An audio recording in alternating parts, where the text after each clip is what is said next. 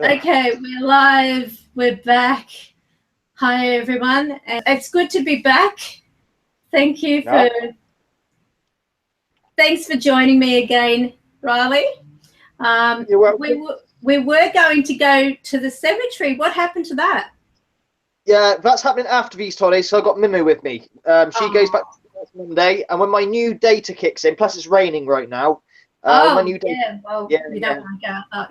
I do new data, and I look a fucking state because I had a really, really bad night last night. I mean, watch my new video, and you know, a lot of things happened. And I think you've had a similar thing happen yourself, actually, with an iPod or iPhone, haven't you?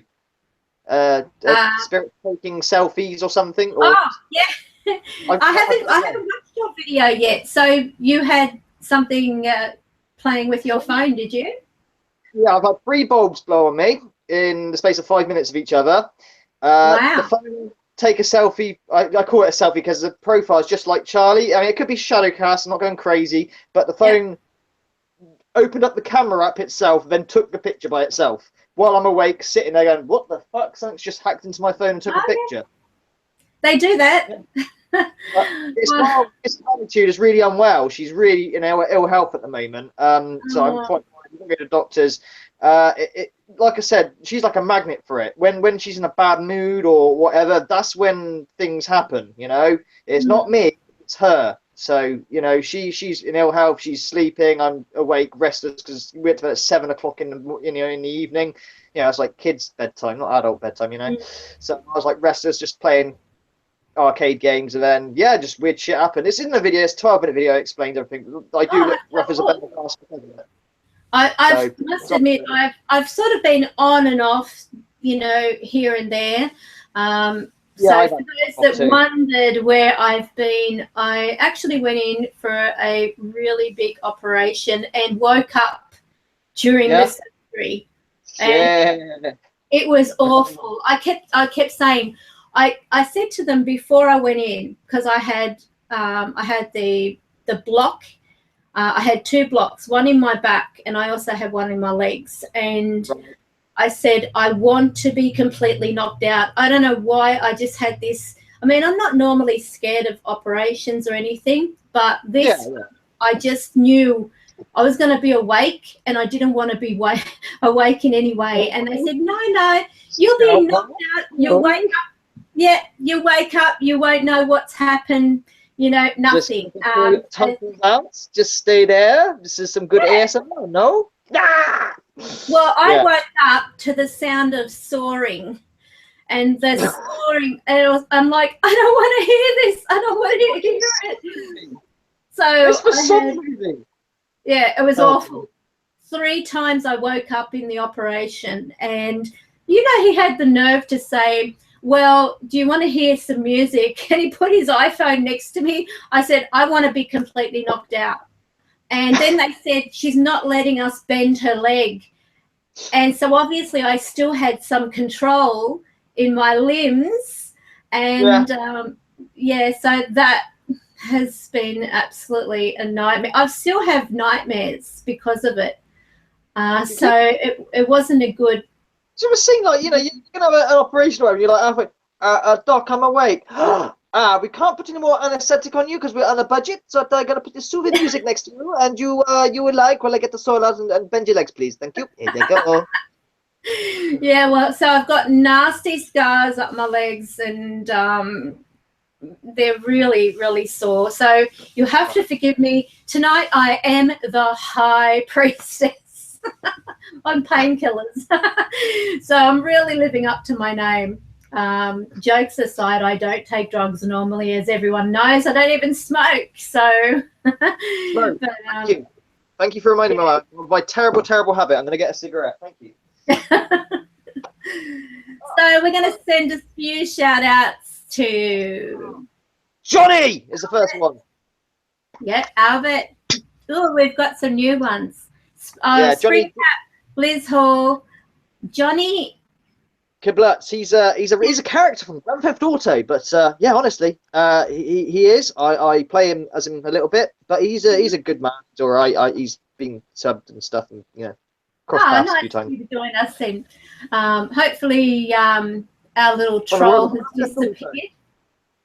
Yeah, more likely. Click and run. Click and run. I shouldn't even give them credit. I really shouldn't. They don't even deserve the credit. But, you know, it's all ratings at the end of the day.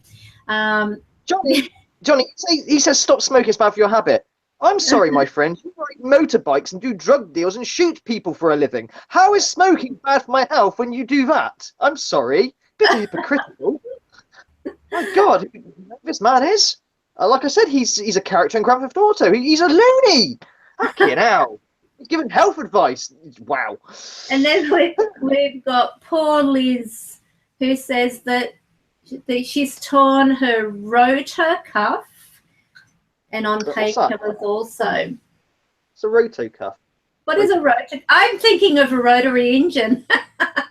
Yeah, that's the same thing I thought. I'm not sure what that is. Wankle. Well, it must be private if she's allowed to say it.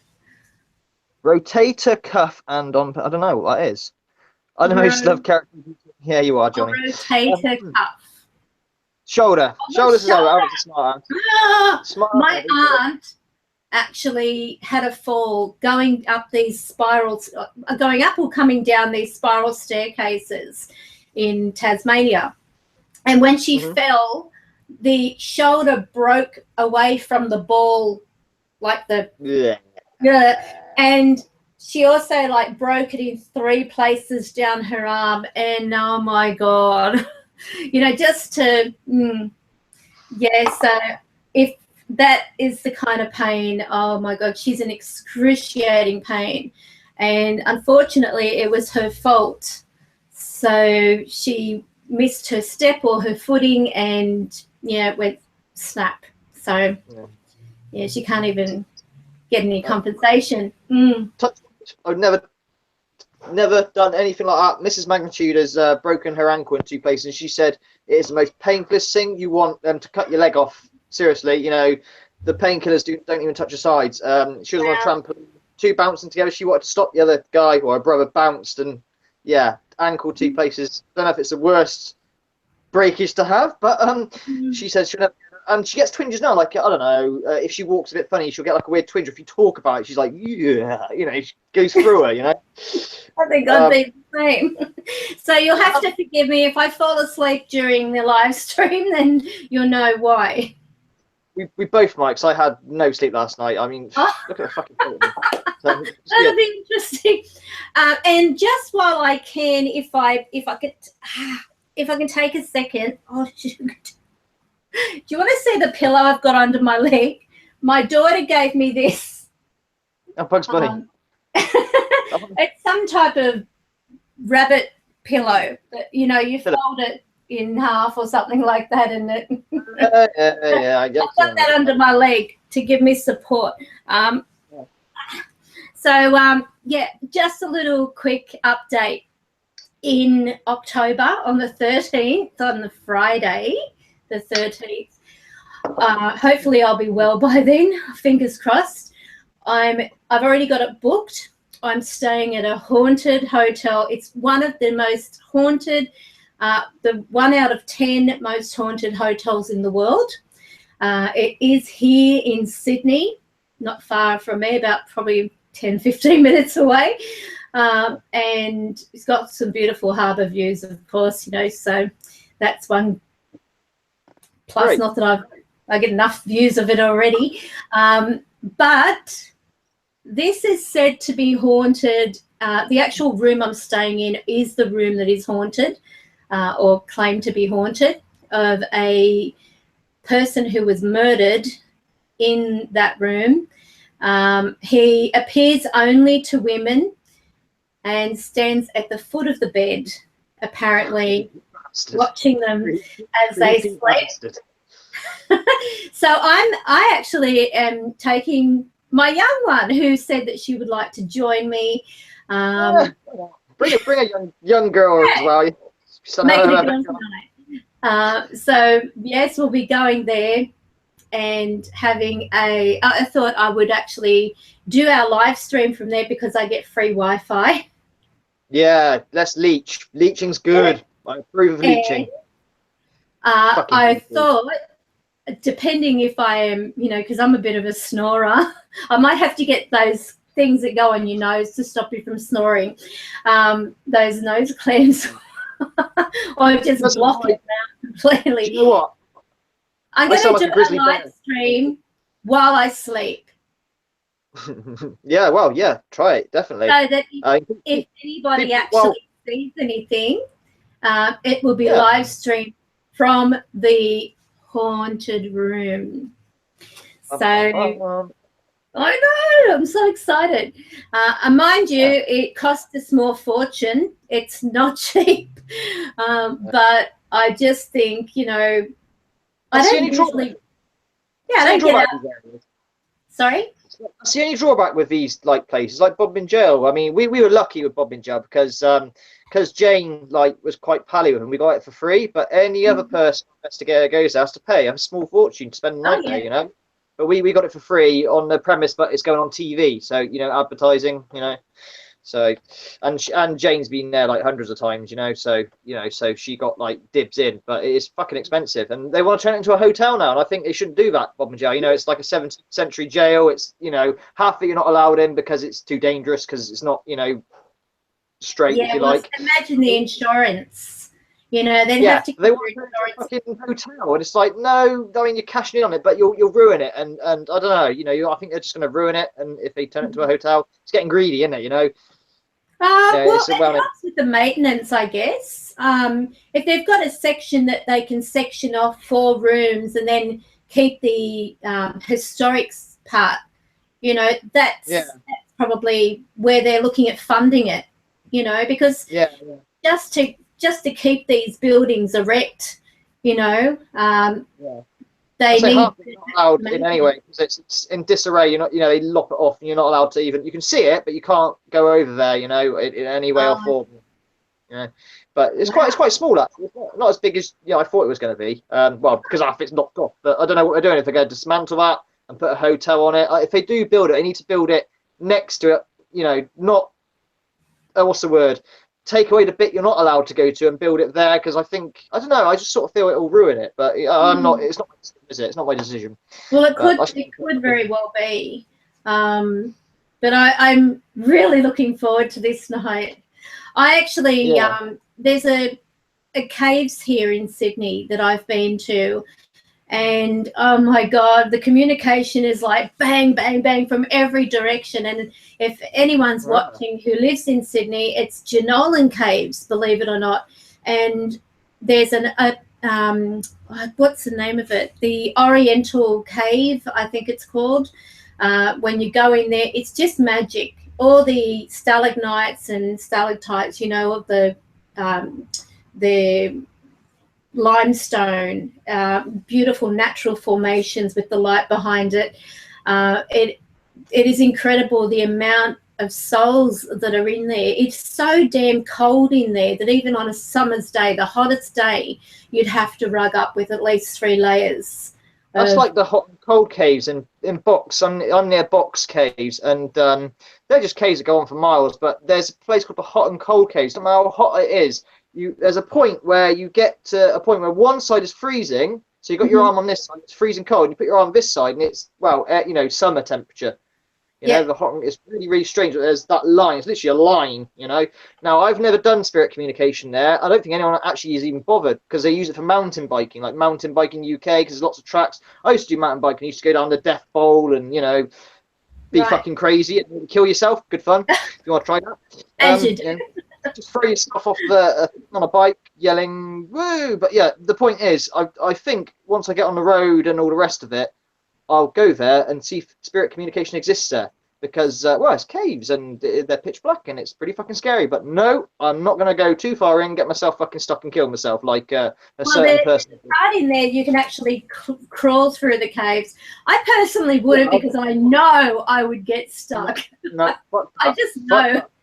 I'm not claustrophobic. Don't get me wrong. I'm not claustrophobic, but nah. I've seen stories where people have gone in, and like there's a famous story. I think it's called the Butternut Caves in America or something. This dude went down, and it was literally enough for his body. And as he got to the bottom, he's like, I'm stuck. But he saw an opening, so he carried on. But no, it wasn't. Is he worse. Now he's upside down, okay? He's like, oh, I'm stuck. Fuck. So he calls his mate, and like, okay, I'll call emergency services, no problem. They realise that he's got a problem. He's upside down. You cannot survive upside down for more than like 8 hours. I don't know if you know this or not. Oh my God. So if you're upside down, you will drown in your own fluids. If you do a handstand, yeah, you're okay. But 8 hours upside down, you think about the pressure. You're going to die. So oh my God. They couldn't get him out. They break his legs, so he got him out. They couldn't get him out. Today, he died. He said goodbye to his wife and everything. You know, it's just an adventure, misadventure. So his body is still there today. They sealed it up, and his body is still there today. The Nuts and Putts Cave. Google, I can't remember the exact name, but it's a fascinating story. Poor guy, you know, he's just adventurous and went a bit too far, crawled through his narrow gap, and yeah, he went down, and he was stuck. You can see his feet upside down, and he was stuck. They couldn't get him out. That is hard. And they tried everything, but his breathing became laboured, and you know, he drowned in his own fluids because the heart is only designed to pump the body downwards with gravity. You turn it upside down, it's constantly got a pump in your brain. You know, it's a vicious death. It's a vicious, slow, painful death. Well, that's like when people get, you know, compressed. You know, like they go into it's like a toxic shock or something, isn't it? Oh, but diving, you're on about diving when you're diving. Is that what you're on about? Yeah. You know, like when they're like under a certain level or something. Yeah, you succumb to it and it just fucks you up, and that's it. So, yeah, there was a story about that. Well, it's probably happened to lots of people, but yeah, there's an actual clip of the guy, and they don't know why he did it. Like, why did he suddenly decide to do that? You know, I'll just keep going deeper and deeper and deeper. Up too deep, and that was it. That was the end of him, like, you know. So, and you can see this video. It's not really harrowing. It's the noises that are made, gurgly, and you know, no. You know, I actually, when you have special, stay away. When you have spirit, I don't know whether you've actually had like disembodied voices you've caught or whatever. When you get the ones that actually make the sounds of them dying. Not had that, no. I've had open air speak, and I've had Christmas carols sang to me, as I said, but I've not had any death noises, if that makes sense. Well, I have. I actually had one, and it was right up near my ear. I was just about to go off to sleep. This was probably about 2 years ago, and about to go off to sleep, and right up next to my ear, there was like that death rattle. Yeah. And I just said, okay. And I'm fumbling around for my iPhone because that's my little recorder. And for sure. I said, if you want to talk into my iPhone, I couldn't find it. And I just went off to sleep. And I feel so bad. That's one where I really was so tired that I couldn't even grab my iPhone. I was exhausted. I mean, I think I'd done like 18 hours almost, if you want to think about it, on readings. It was like back to back to back, and it actually double booked me on a few of them. And you know, I find quite distressing where I've seen quite a lot of, you know, friends and family die of various ailments, whether it's cancer, old age. I call it the death grey, and I knew it with Natalie's mum. They go, when someone's like going to die of something like cancer or whatever, they go like a weird grey colour, and like they've only got days or hours maybe. It's like a weird grey. I don't know if you ever noticed that. I'm not sure. I'm not about someone who gets run over an instant death. I'm not about someone who is ill. You know, they're slowly down. The lips go a different colour. Probably the oxygen. Yeah, that's possibly what it is, exactly. But I call it the death grey, though. You know, if I ever see something with grey stay, I think, fuck. You know, best of luck. So, happy birthday to Ray. The somber moment. Happy birthday, Ray. Happy birthday. Yeah. Happy birthday. I don't even know how this song goes. You're another year closer to dying. Good man. We're getting there. And we've got Madge. Madge. He is my team buddy. He's my team buddy for the Left Social Justice Warriors. Thank you, Madge, for your great comments that come on when I do my Social Justice Warrior videos. Good man. Keep them up. Actually, I must admit, sometimes when I get in and I read, I've got this habit of reading through people's comments, and he actually has some really, really good points. You know, and a lot of you who are in the chat room, when you make comments, you've got some really good contribution to a lot of things, and some sort of like very sketchy. Yeah. I'm sort of like, you know, when I see someone's like a swear word or something, I'm like, oh. So I sort of like, you know, skim over it, and I say Fruit Loops, as in, you know, the F word. I know. Oh, that's just respectful, isn't it? I guess, you know. Fruit Loops. Oh, what's I thought this? Ray was about 42, actually. Well done, Ray. He says he's 50. I actually thought Ray was about 42 or 40. Yeah, he's 50. Just throat. My mum woke up the exact time my granddad passed, which was spooky. Actually, it's not. It's actually beautiful. In a symbolic way, I think it's really lovely that it was his probably way of being connected. So, yeah, you tell your mother that don't be afraid of anything like that. Just look at it as a blessing, because not everyone gets that. That's a really strong link there, obviously. So, yeah, so those who came in a bit late, it's raining where Riley is today, and he's got little bubs with him. So we can't do the cemetery live stream. Easter holidays. And you don't want a little one there, you know, running around and possibly falling over a headstone or something. She's always interested in the church. Why can't I go in the church? I want to go in the church. And I did do a live stream with taking her there, and she knows what death is because of her nanny, or Natalie's mum. You know, she did witness that literally, you know, the minute and the moment, but obviously she knew what was going on. She still grieves for her. She said, I want nanny, and starts crying on, you know, and it was so random, you know, whereas like the year she's been gone 1 year, we spread the ashes this weekend. Still got some ashes, which is kind of weird, and I don't know what you want to make of that. I've still got some of my mother's ashes. Yep. So let's be. You know, you can actually get them in made into jewelry now, and that's what the idea is. That's the idea, I think. I mean, it's what my. There you go. Hi, Marcia. Are you okay? I was probably your finger or something. I don't know, Marcia, but I feel really strange holding this, so I'm just gonna pop this back over here. Yeah. I'll be back. But yeah, you know, everyone got a piece of her, so to say. But the weird thing is, Mary, when she died, she didn't really take note, and she was just like, I mean, she was little, she's only 3, and she says to Natalie, "Ha, your mum's dead," you know, like she doesn't know. But now, 6 months later, she's like, "I miss Nanny. I just want Nanny back." You know, it's quite sweet. Yeah, there's no comprehension with little ones. I think that's the beauty of childhood. When you look at a child and you see so much innocence, and even their questions are so innocent. You know, it's... You listen to Daddy 05 if you're watching this, Daddy 05. Sorry, something on my video. Carry on. Yeah, I saw your video, and of course, curiosity got the better of me. I was absolutely... I'm not going to dwell on it too much because it's a paranormal channel, obviously, but if you watch some of that, would you call that child abuse? Because there are a few people going, absolutely, that's not, absolutely. Yeah, that's not child abuse. They're just faking it. That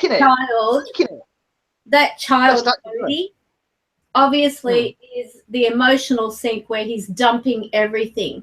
He seems to be singling out this one child, and usually in like family abuse situations, they say that one child takes the brunt of everything. They are picked on. They are, you know, everything they do is. I mean, this cannot be designing this child's positive way of thinking for the rest of. This is like their personality building time. This is the years that their self-esteem is established, and this child is constantly being hung crap on all the time, and that pushing him into the bookshelf and causing him to bleed. Yeah. How I noticed all those videos have been removed or privatized. You got it. Yeah. How could anyone even hit like or subscribe? I think the subscribers were people who were mainly concerned. to be honest with you. He's got like 750,000 of them. That's quite a lot of strange people. But a lot of people doing videos like, I've been a fan. They only put the worst clips on. A lot of them are really nice. I was like, well, even if they are the worst clips, there's a lot of worst clips. Do you know what I'm saying? Exactly. Come on, man. And they're acting. They're acting. That's not acting. That's the best fucking acting I've ever seen. That's the best method acting I've ever seen. Cannot show that kind of emotion who are untrained actors. I mean, there's just, you can't act in bleeding. You can't act in getting bruising. That, you know, that cut lip and everything, I dread to think where that came from. You know, when the camera's off, what's it like? When the camera's off, even worse, or exactly what? And it looks to me like the animals get treated better. I mean, thank God he's treating the animals nicely. This is the ironic, the crazy thing with humanity. If this guy were to be treating his animals that way, people would be up in arms and reporting him within a heartbeat. But there's a very sad case called Baby P. A long while back, my wife was doing her sociology course to train to be a social worker. She encountered the Baby P. It was about the time of the Baby P case. Now, they had animals, and they did some horrible things to this baby. They pulled his nails out with pliers. He randomly died from a single punch in the end. He's 2 years old, this little boy, right? But they got the fucking dog to bite him. Like, sick him, boy, sick, you know what I mean?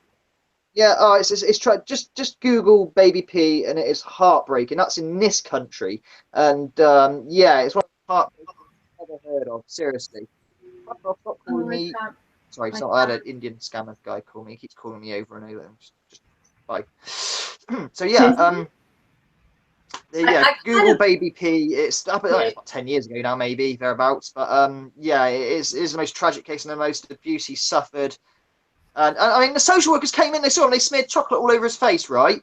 To hide the bruises, and the social worker didn't fuck all. He had a broken back at the doctor's, and he's screaming agony, and the doctor's like, oh, I'm not going to pick him up, you know, because he's obviously screaming. Yeah, he's screaming because he's got a broken back. Oh so every single thing failed him. He was on the social worker list, every single thing. Of course, this is Haringey Council. They got a great track record, Haringey. Good on you, Haringey. Your track record fucking amazes me. Yeah, Haringey. I mean, it's taken us ages to move to a bigger house now, right? Fair enough. If I wasn't Haringey, I don't know, I'd be in a cardboard box.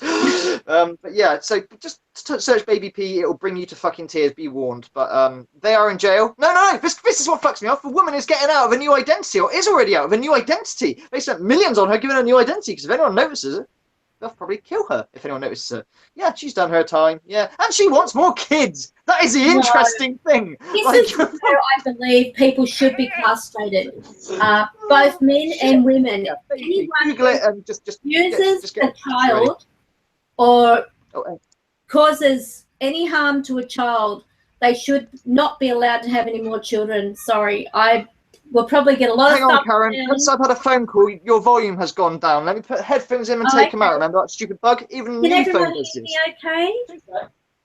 I actually have the mic a little bit away, just so I can. I did hear you, but the volume's very low. Hang on. So headphones go in. Okay. Headphones come out. Talk to me. Yeah, I can hear. Am I loud? No, I can hear you. Yeah. Yeah, now you're loud again. Wow. Yeah, that's on the new phone. I thought I'd stop. This is the old one, but yeah. I've actually got the microphone sort of not as close today, just so I can get up. Yeah, so I can get up. Yeah. I need a bit of space. I actually walked to the phone the other day. Yeah. Because I have to do my daily exercises and everything like that. And I actually timed myself. Yeah. 25 minutes. That's, to get to the phone and then come back. 25 minutes. And I thought, oh, this is ridiculous. It was like a marathon. I was perspiring. And this was without the crutches, mind you. So, yeah. Well, brave. Not use crutches, I guess. Yeah, it was just being. I'm not allowed to drive for 6 to 8 weeks. Yeah. I'm on painkillers naturally, which I really don't like because they just do my head in. They make me feel sick, if anything. But I've got no choice. I've got to have them. Otherwise, I'm not going to. Yeah, I'm not going to be able to get any peace. You know. My dog. The only thing I'll say is, remember, I'm no doctor, but if they're opiate-related tablets of any description, like the medication I'm on, try to get off them as quick as possible, or it's going to hurt. It's going to really, really hurt. And then your doctor's going to prescribe. I'm on Panadine Fort. You're on what, right? And they gave me tramadol, but I couldn't take it. I just couldn't. I couldn't handle it. Too much. It is. It's too much.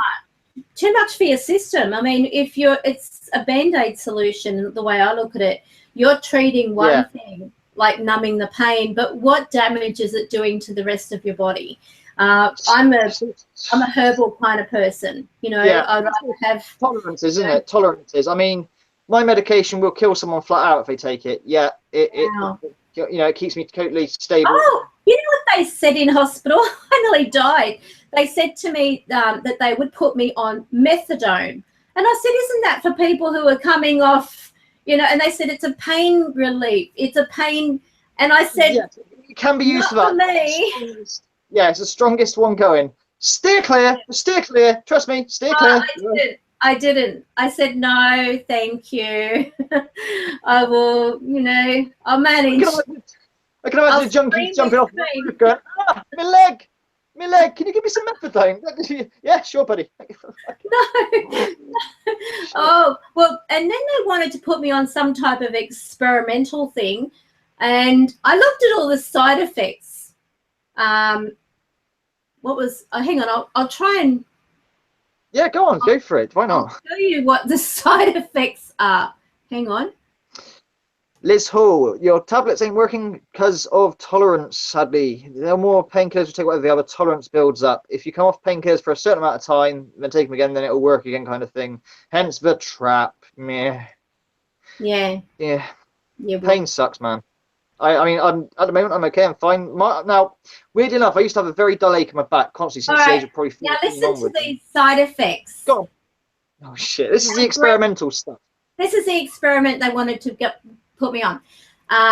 The more common side effects are aggression, agitation, anxiety, blurred vision, decrease in the amount of urine, dizziness, fast, slow pounding or irregular heartbeat or pulse, headache, irritability, mental depression, mood changes, nervousness, noisy, rattly breathing, numbness or tingling in the arms or legs, pounding in the ears, shortness of breath, swelling in the fingers, hands, feet or lower legs, trouble thinking, speaking or walking, trouble breathing at rest, weight gain.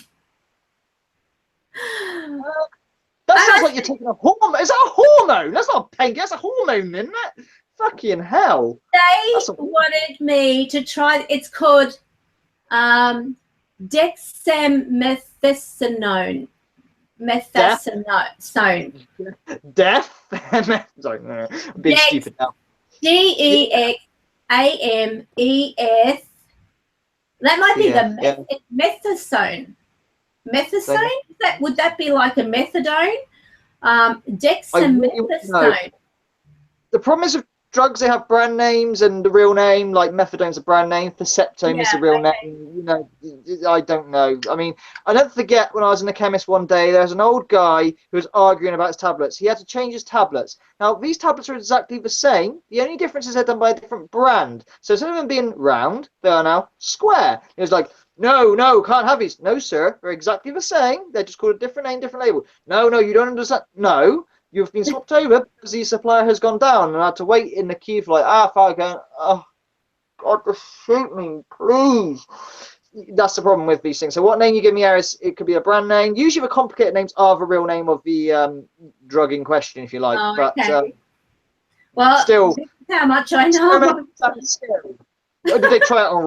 I really want these kinds of effects?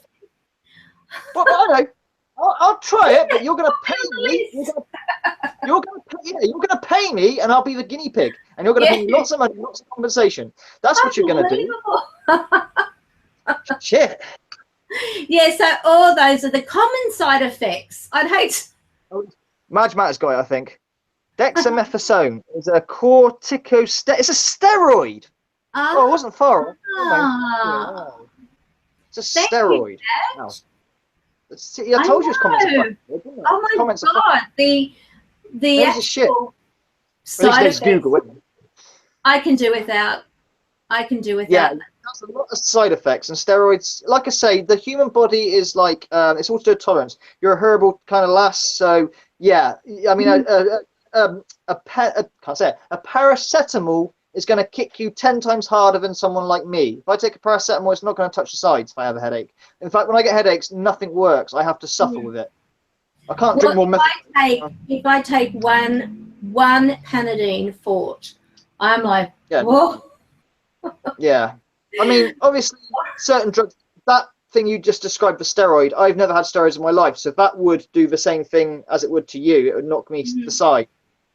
But we all have tolerances, so if you take paracetamol for a long time, it doesn't work, you know. So tablets and drugs need to be for a short amount of time down, or you get like me, you're stuck forever unless you do it.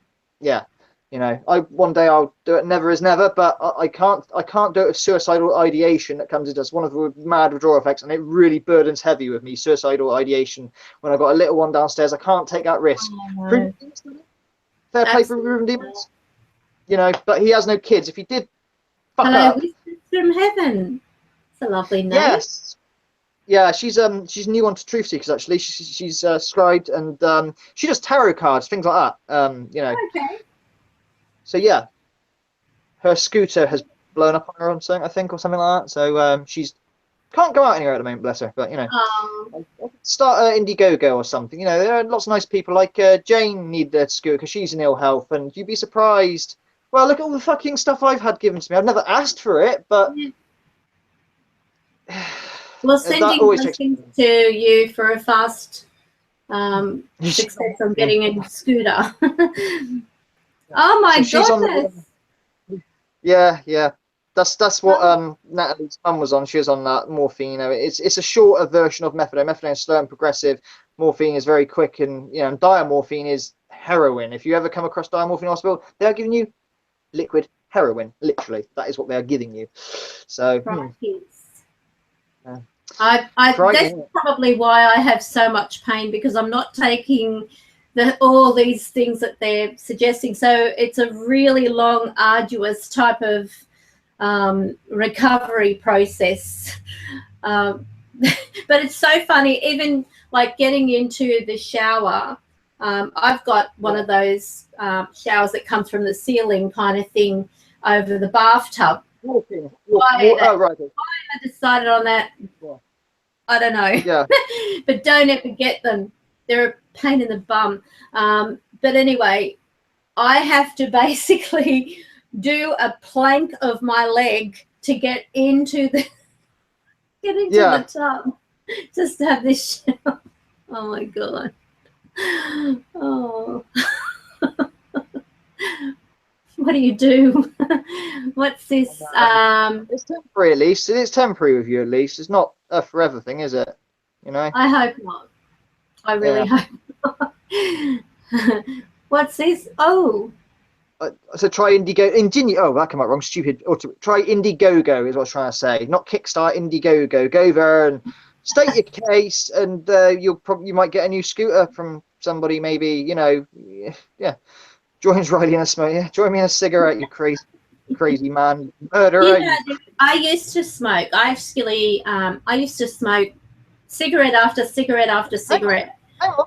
Wait a minute. It's 420K day, isn't it, today? Something to do with it's Hitler's birthday, and it's a weed smoking day for the Americans. Today. And I'm having no weed. I haven't had weed for fucking years, actually, but, you know. Yeah. I will tell you a funny story. I once flattered with a lady. Well, she wasn't a lady. She was actually a young girl when I had recently left home. and I needed a place to stay because I had, to cut a long story short, I ran away from home. Yes. Anyway, this particular girl was a very bad influence, and she had a drawer full of burnt knives, and I was in the kitchen scrubbing these knives, and apparently what she was putting between them was resin of marijuana, or I think it was marijuana resin or whatever it's called. And I would think, why are all these knives burnt? I mean, this is how naive I am. Anyway, this particular day, she had her friends over, and I was lying down listening to the stereo. I had this stereo that was absolutely incredible. And it would wake you to the cassette recorder, the turntable, all the radio. I mean, that's the stuff. That's the stuff. That was old school. Anyway, she was with her friends, and yes, don't laugh at me, Madge. I didn't know why these knives were all black, but they were black, and I thought, I'm not using those, so I bought my own knives. My bread, man. My bread. What are you doing to these knives? Yeah, they're all good. Why is the wine bottle half smashed? What, are you mad? Yes, I'm there with the steel walls, scrubbing them clean, and then next day they're black again. So anyway, this particular day, she had her friends over, and they said to me, would you like to try one of these? And it was like a juicy bottle, plastic thing with the pipe, obviously, to my knowledge. Now it was a bong or whatever they call it. And she assured me that there was nothing but tobacco. It was fine. I hadn't even smoked cigarettes at that time. So, of course, I was sort of, put in a position like, come on, it's not going to hurt you. Just one puff. Just one, and then we'll take it away. And I said, oh, okay. I mean, I was stupid. So I took a puff, and that was all I needed. And I swear to God, I felt like I was glued to the ground. And I'm saying, I can't get off the ground. Someone pick me up off the ground. I felt like my whole body had a ton of bricks on top of it, and I was literally glued. It was like gravity. I felt the effects of gravity. And oh my goodness, it was the worst. I never, ever, ever after that, because I was so sick. I was violently sick. Just that one puff. So I would never make a good druggie. It's a good thing. Honestly, it's a good thing. You ain't missing much. Seriously, you ain't missing much.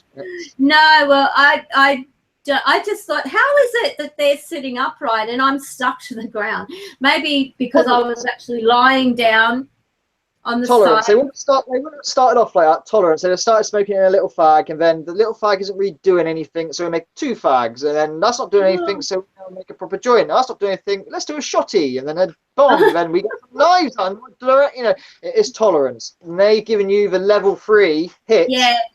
When you have no level tolerance. That was the first time I had ever, I guess, smoked pot, and they say that pot is okay. It's not bad or anything. It's healthy. But I think what they mix it with, if you eat it, it's pretty much harmless as long as you are in a nice safe space. The worst thing that can happen is you freak out maybe because you're not used to the effects, but they are quite subtle unless you just had a fucking bong with no tolerance, so that will make you sit down. But at least you weren't. I felt nauseated. Now my mum actually, she's kind of cool. My sister was with a drug dealer a long time ago. Now my sister has disowned our family for over 10 years. Don't hear from her. She never comes to my wedding. She's got a niece, but she doesn't even want to know. Now my nephew, who's only 5 years younger than me, I speak to. My sister's a lot older, but at the time she was dating a drug dealer for cannabis. And my mum was like, "Well, what's all the fuss about?" So here you go. So they give her a smoke.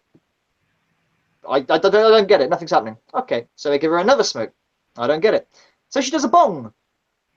I still don't get it, apart from I'm feeling a bit coffee because I don't smoke. So let's try a hot knife then, Susan. Let's give that a go. Okay.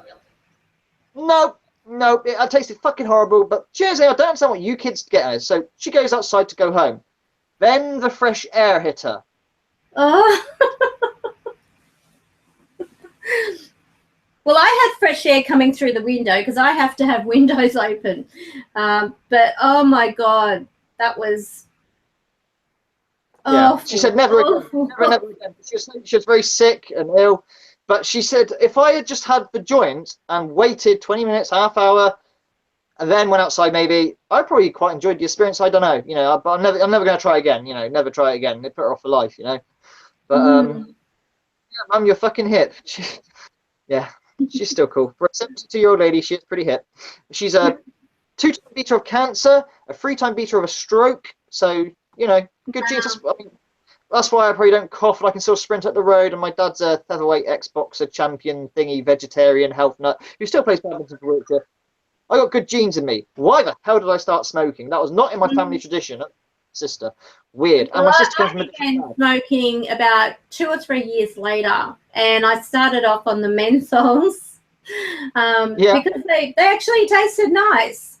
Just a menthol cigarette. And my father, when I found him, he sent me over the Salem cigarettes.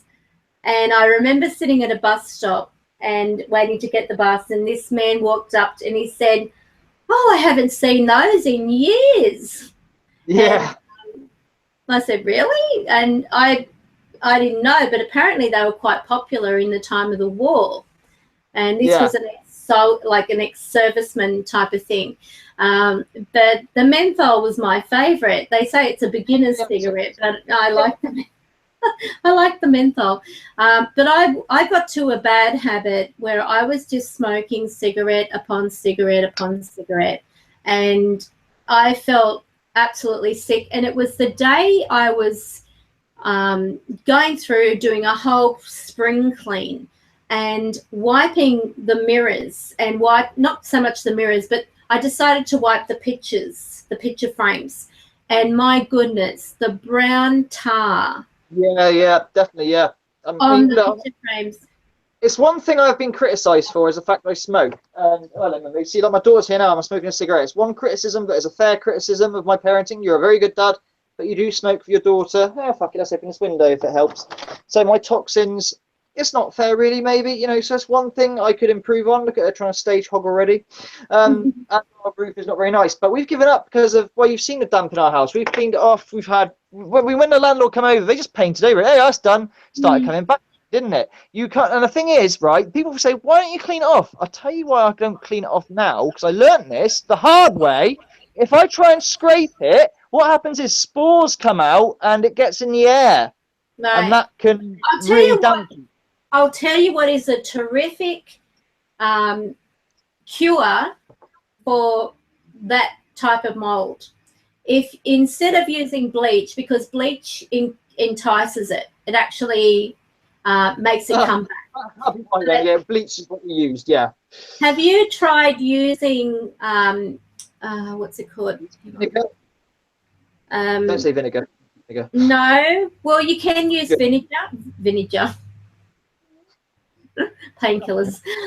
You can use vinegar, but I use, God, I can't even think of the name. It's like a surface spray that kills 99% of germs and everything. It's like it's a surface. Domestos? No, that's a bleach. It's actually a spray. So it's like a Windex type of thing. Windoline type of, like window cleaner stuff. Is that what you mean? I'll try and have a look at the name. It doesn't because need anyone wiping. Yeah, that's a good thing. It's just if you start wiping it, you spread it in the air, you see. So if it's something just spray it and leave and it'll eat it away, great, I'll give it a try, But a lot of people said, why don't you just try and scrub it off? No, it's really dangerous to do that. And we did do that originally. It's a losing battle anyway. You scrape it off, using bleach, you just said it encourages it. Now I learned that now.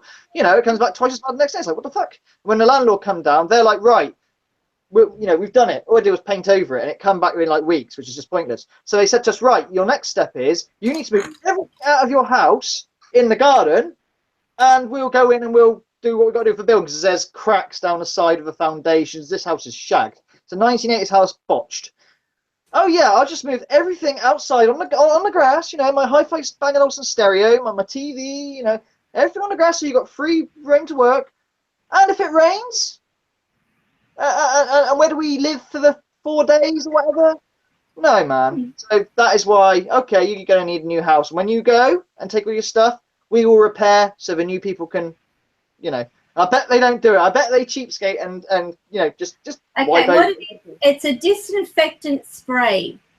So what you do is you get like a hot towel, you like a hand towel, and you run it under hot water. So then you wring it out. So it's hot enough that you can hold it, and you press it onto the actual wall.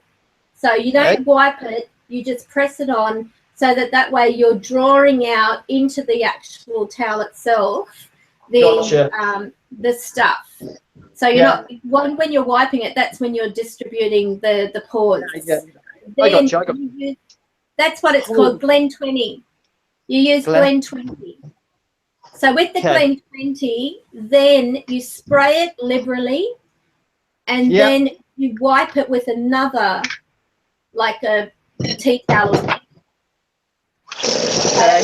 Because you're using the Glen 20 and you're using lots of it, it's going still onto the actual tea towel. But it really gets a lot of the stuff, and it stops it coming back. So even if you do that before painting, Glen 20 is brilliant.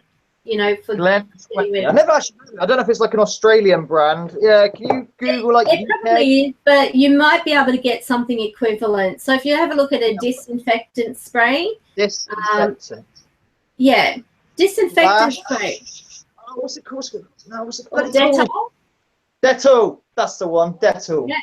Dettol. We have Dettol. Dettol. But Glen 20 is really good. You can get citrus.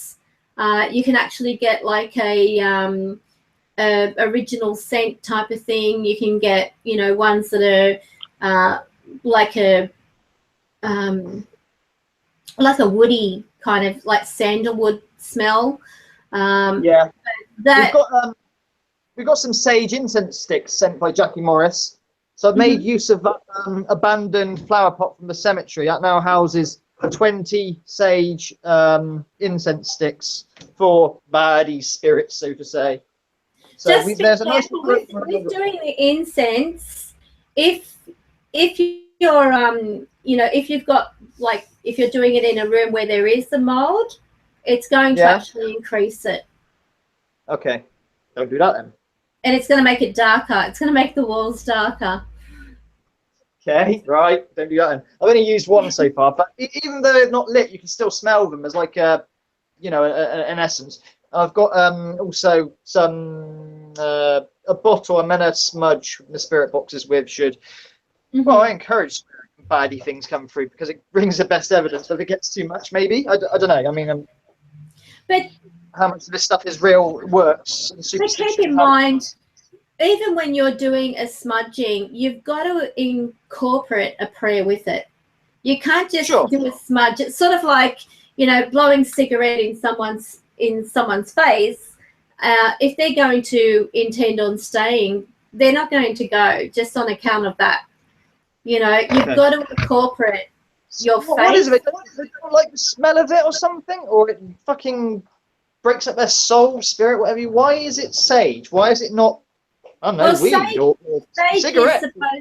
Sage is supposed to be a traditional Indian type of sacred type of ritual kind of. It's a ritual herb. So sage can be used. This is the thing people don't understand. Sage can be used in summoning. Sage can be used in, so summoning and getting rid of. But it's useless if you're just walking around burning it without saying anything. You might as well just light a cigarette. If you want to prevent negative energies, there's another way. If you do smoke. Yeah, I was more curious as to if it would add an effect. I mean, I wouldn't say any prayers or anything because I'm not really tooled up on this area of spirits. I mean, like I said, all the experience I have had is in this house. Even the investigations, I haven't really got a lot of experience, have I, other than Bob in jail, let's face it.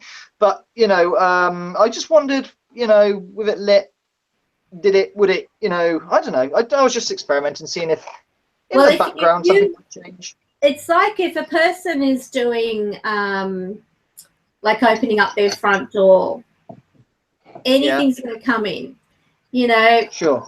I've had times where when I've done a smudging, if I haven't been doing the prayer, they just laugh in my face, you know. But I actually use a oil. I bless each entrance with an oil, and I've even done a video where I've actually shown an arsehole spirit trying to get into the office.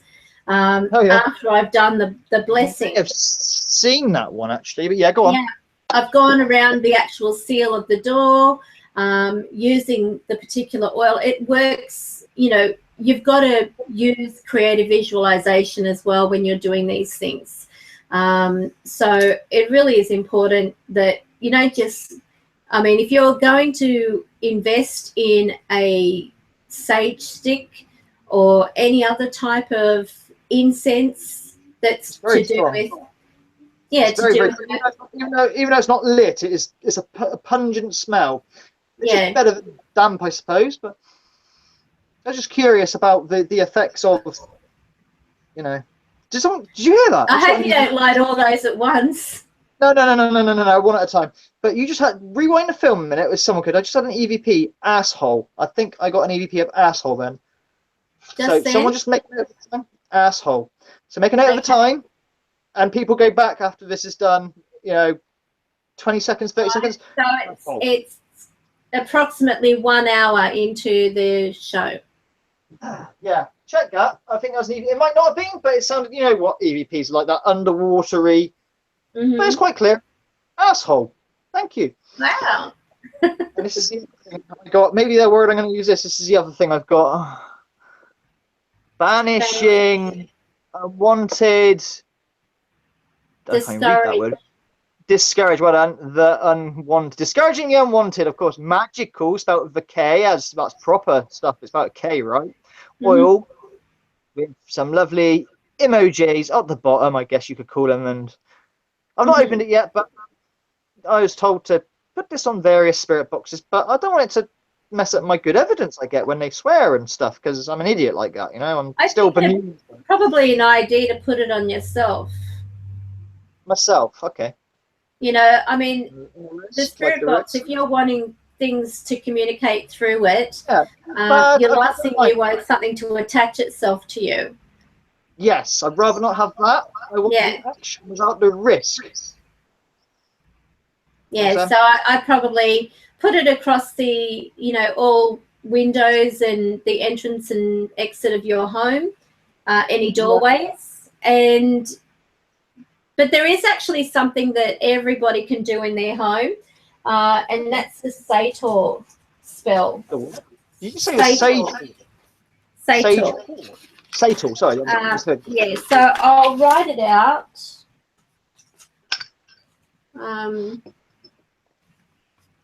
Yeah, Liz heard it too. Liz heard it too. It was a good one. Insert that if I can. Oh, they don't have the. Do they still have where you can put words over the stream? I'm not too sure.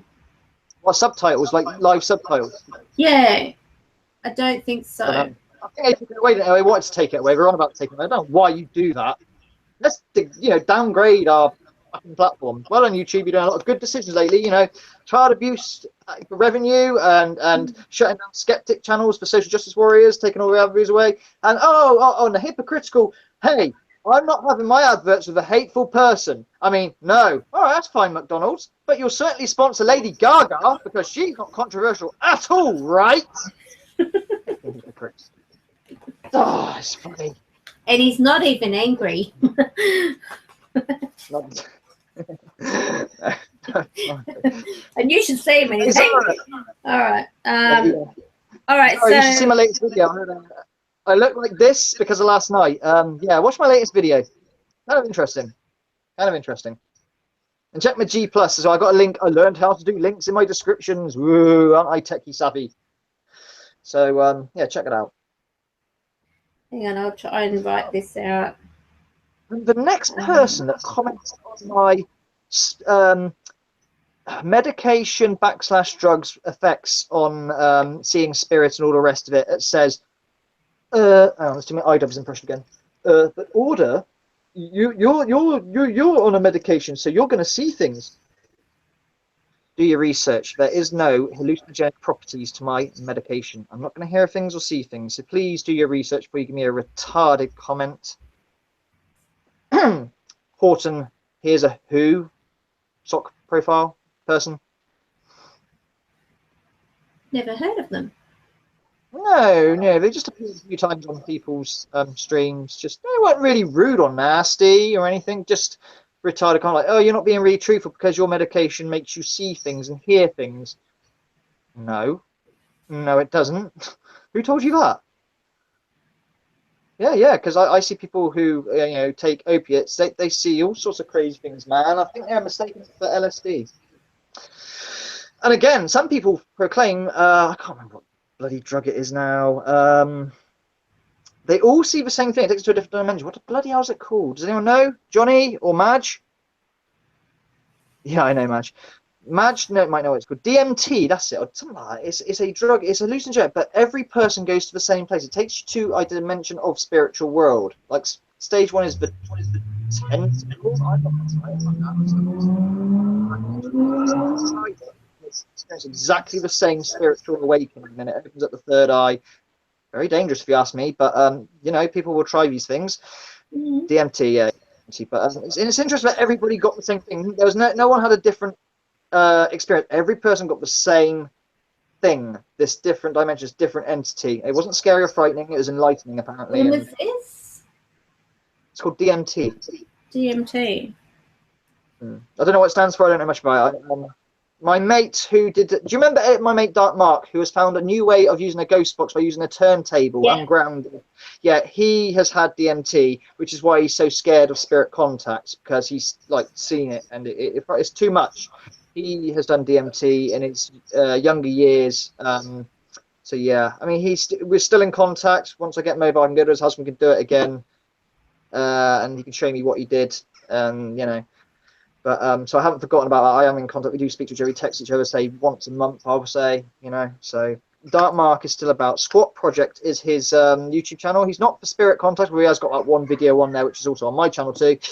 He is a music maker, DJ type person, and he's got it onto his first album. So well done. Even though he's got like congratulations 2 subscribers, 10 views or whatever, he is actually on a proper album.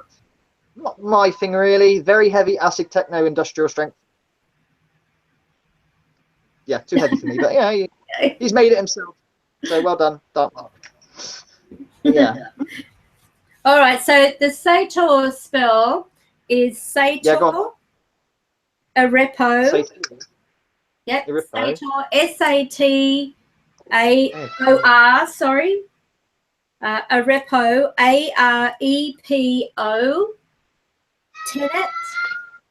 Missy Camaro Riley, you don't just shout down at the top of your lungs. You come upstairs and you address me properly. I am not your butler or your slave. Okay? Carry on. Tenet, T-E-N-E-T. That's T for Tango, E for Echo, N for November, E for Echo, T for Tango. I am listening. Just give me a second. She can't change the channel. What do you want me to do? Right. Stop right now. Missy, what have I told you about the mess? What happened last night? What was the conversation about? Tidy up your toys. I'll change it over. This is ridiculous. I've just broken another toy. I keep telling you, I don't mean to break your toys, but if you don't look after them, this is what happens. What do you want, Mummy? That's fine. Pop? You want pop? Big pop. Okay, that's fine, but you try to get your point. Spell. Sorry, the Sator spell. This is said to be so powerful it will drive away the devil himself. So if you write it directly Please say it again. Yep. Okay. So if you write it down, the first line.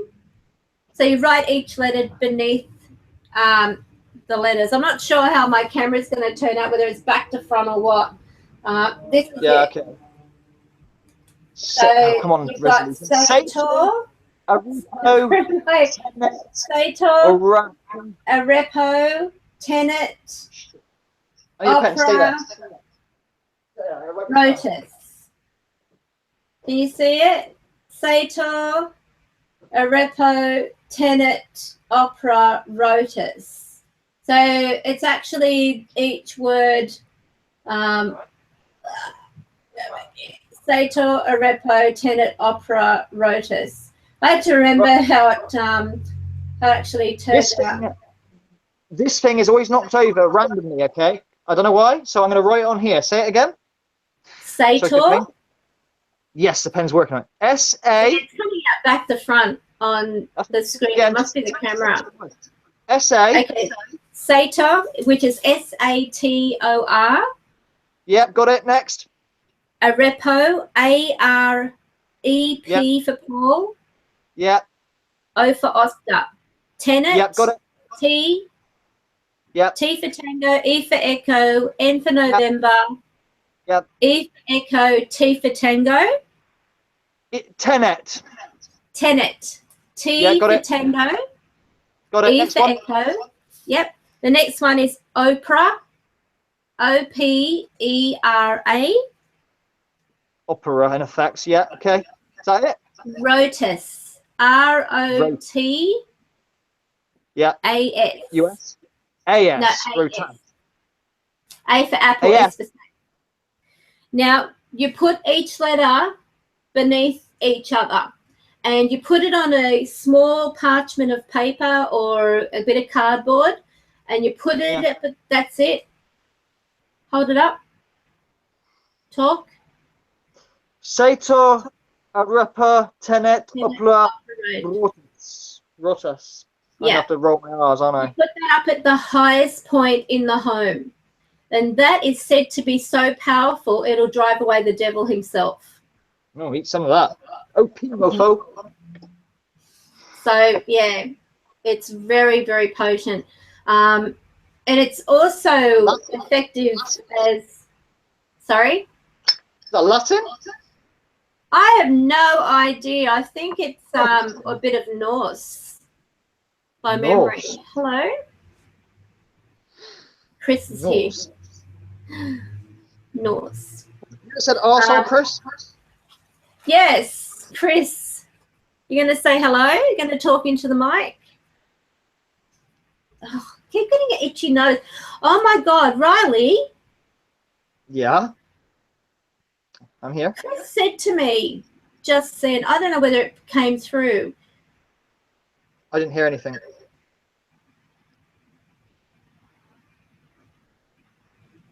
Yes. He said, you haven't got a car, have you? No, not yet. I don't know what to do about the situation because I'm getting my license back in about 2 or 3. He's talking about someone putting their fist through the window. Yeah, that's happened to me in a taxi in Melksham. When I was taxiing, some asshole basically was going to kill me. He told me he was going to kill me. I rang 999 and I had the phone call like listening in. And what did the police do? They track my phone and you know, do an operation safe? No, the stupid cow hung up on me. I'm going to kill the taxi. Anyway, I managed to get him out of the car and as I drove off, he put his fist through the back of my windshield. My God! Yeah, I was in a newspaper about it as well. I was in the newspaper. How do you know? This is a few years ago, this was, but yeah. How would he know? How would you know? What's interesting is just I've had an experience in the taxi when it happened.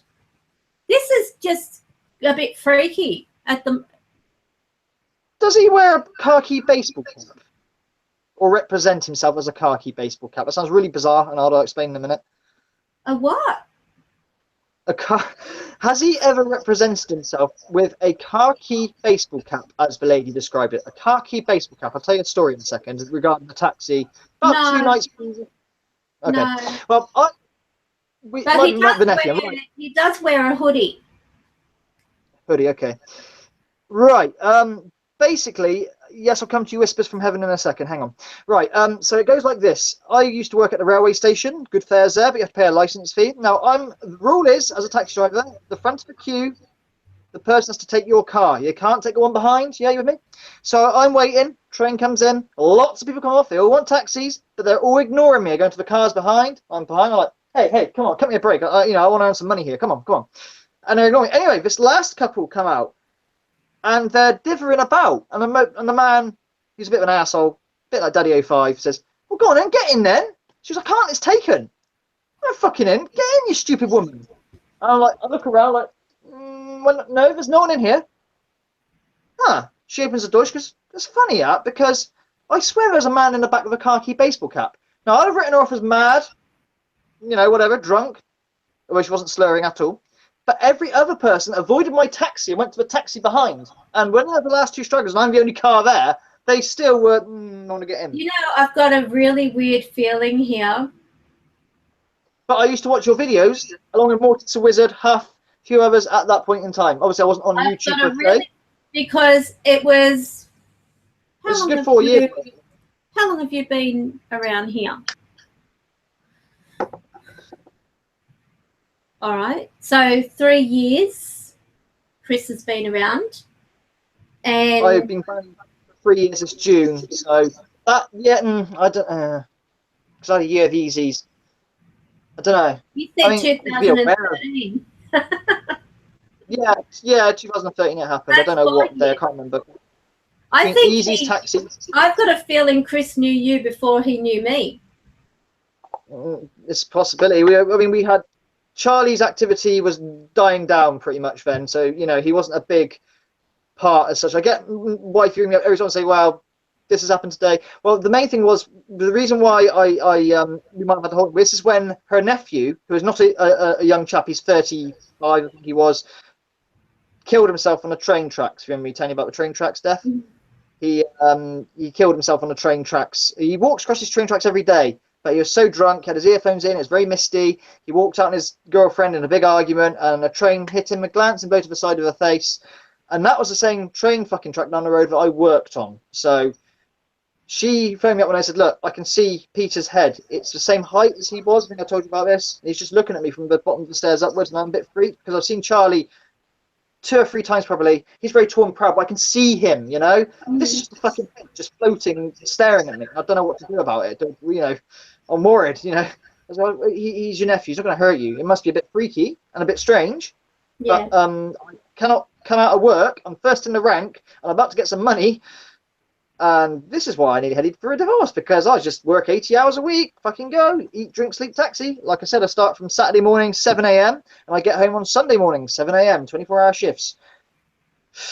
You were protected.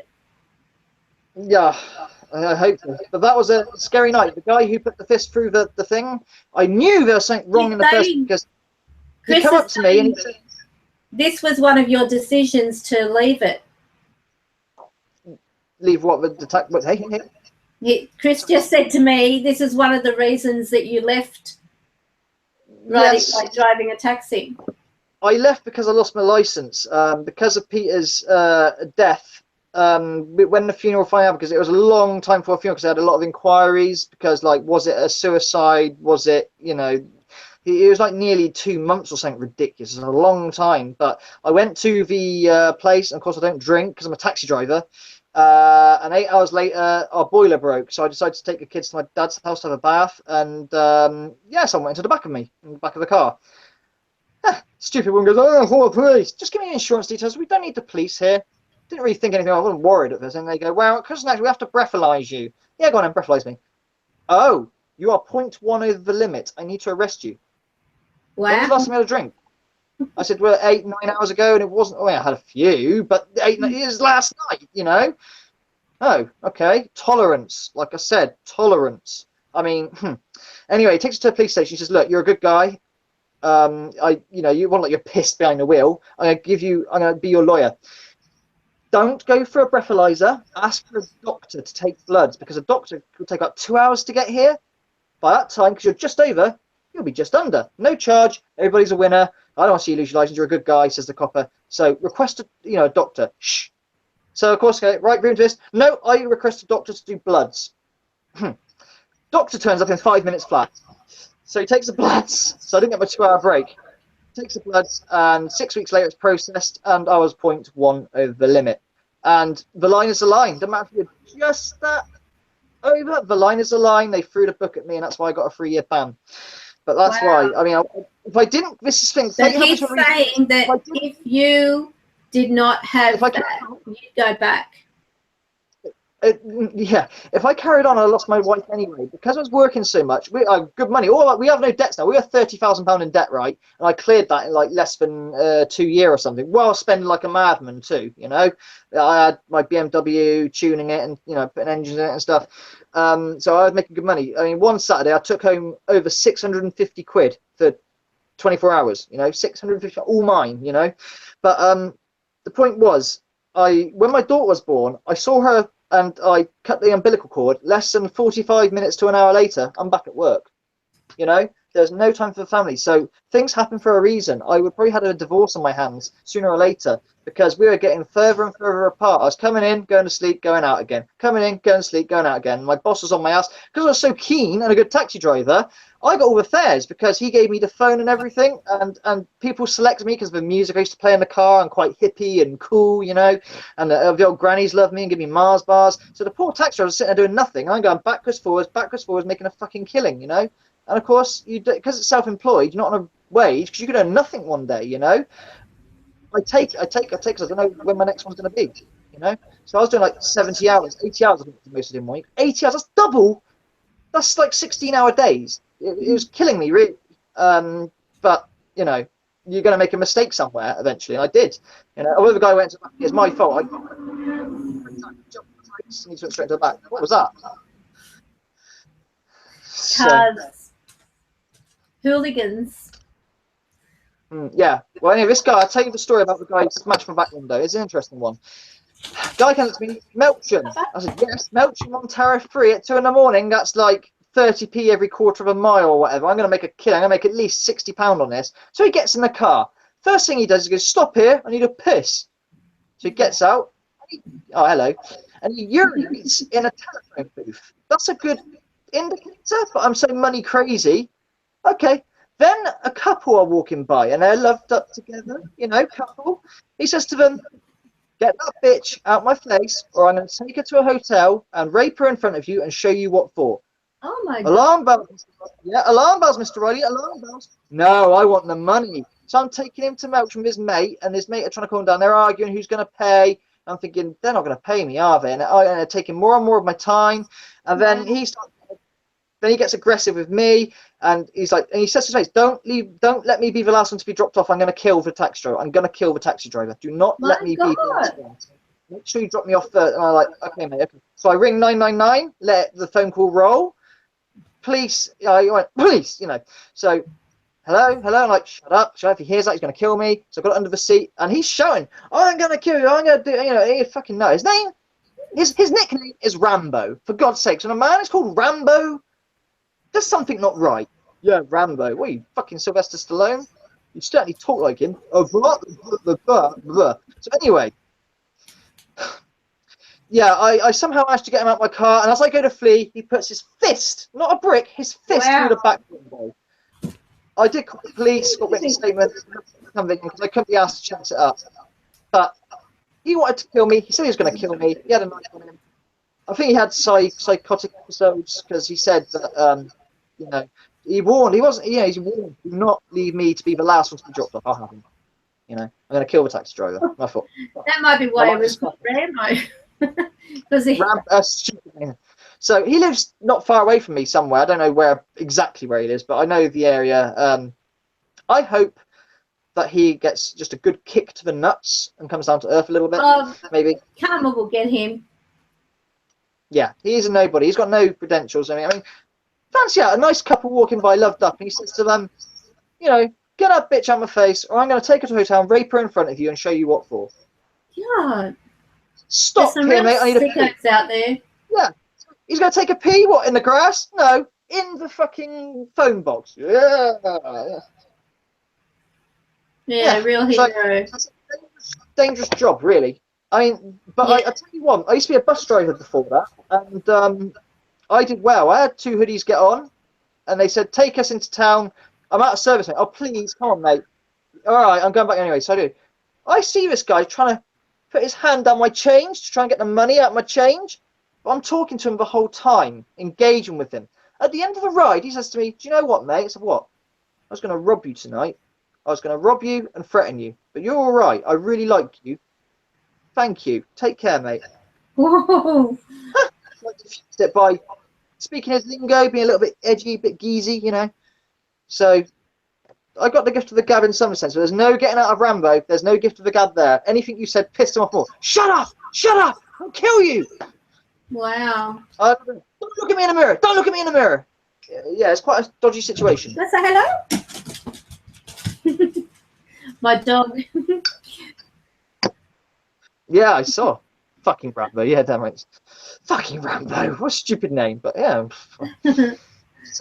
I mean, Guardian Angels. Was that Guardian Angel that night that made him decide to get out of the car as I stopped? He just decided to get out of the car randomly, and I thought, right, I'm going. I'm not letting him walk around. Because I think what he wanted to do, he said, he described how he was going to kill me. He said what he was going to do was going to grab my neck and put it between the window and turn up the electric window so it crushed my neck. That's what he was going to do. So when it came to a stop, he got out of the car, round, I accelerated, and then he put his fist through the back window.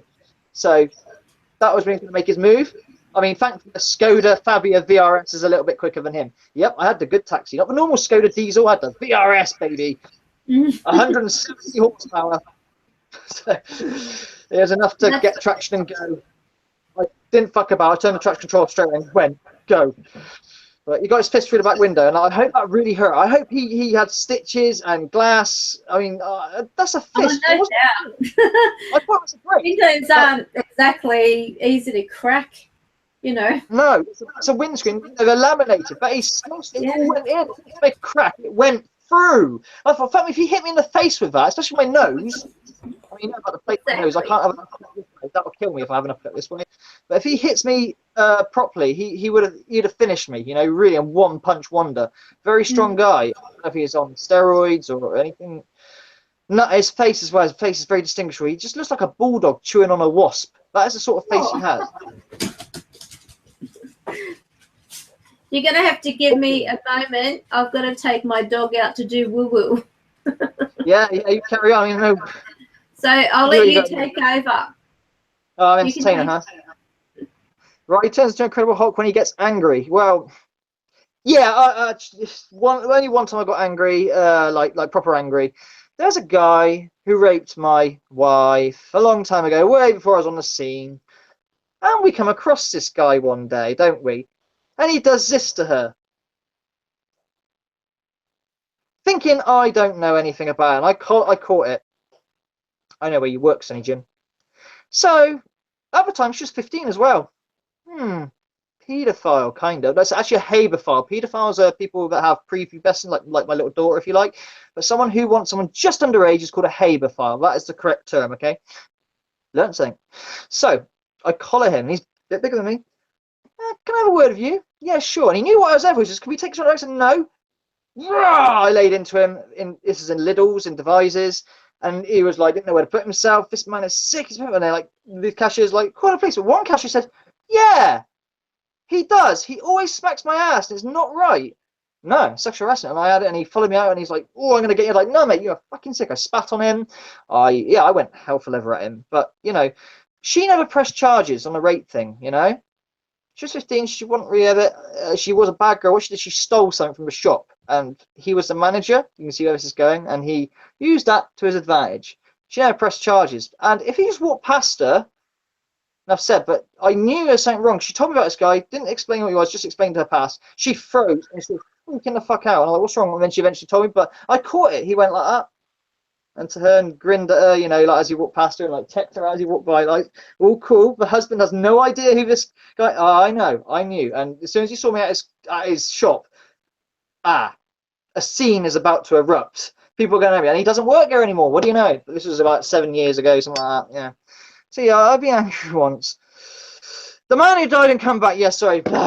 Right, I don't know the ins and outs, if it's true, set up, what, all right? I'm not going to sit on a fence and start a drama. There's a big drama about this, like I said in my last video. There's drama way over there. I don't want to know. Basically, Will allegedly died, and then he woke up in a body bag. Now, this can happen. It has happened. A lot of people say, well, wouldn't the worldwide media want to know? Why did he jump to YouTube straight away and go, hello, this is good fun? I don't know, social media. I don't know. It's a little sus, a little bit strange. And a lot of people feel quite angry about it because they generally agree. Like, wow, even I was a bit struck because I only spoke to him the night before. I wasn't his best mate or anything, but we did interact here and there. Yeah, and then, he's dead. Oh, man. I.T.C or something he's called, which is actually off of an arcade game and Nintendo NES game. Cult classic, not bestseller. Yeah, he's pretty cool, right? He's got some skeletons in the closet, apparently. We all have. I don't hold that against him. I don't want to know either the ins and outs. But yes, he's a fucking pig, Matt Graves. I'm on about the story I was telling you before. But yeah, we'll never know if it really happened or not. I'm 65% think it didn't happen. 35% think it did, or not quite. The thing that says it did happen is his whole family announced it. Sure, he could hack into their accounts, get their password in it, but it wasn't like it was the family announced it, and you know what I mean? It was quite put in a weird way, you know? Hello. Close. Springtrap, if you are a well-developed person, if you like, even though you're underage, someone say my age who comes after you, I would be known as a habeophile, not a paedophile, okay? There's a difference between the two. Still illegal because you're underage.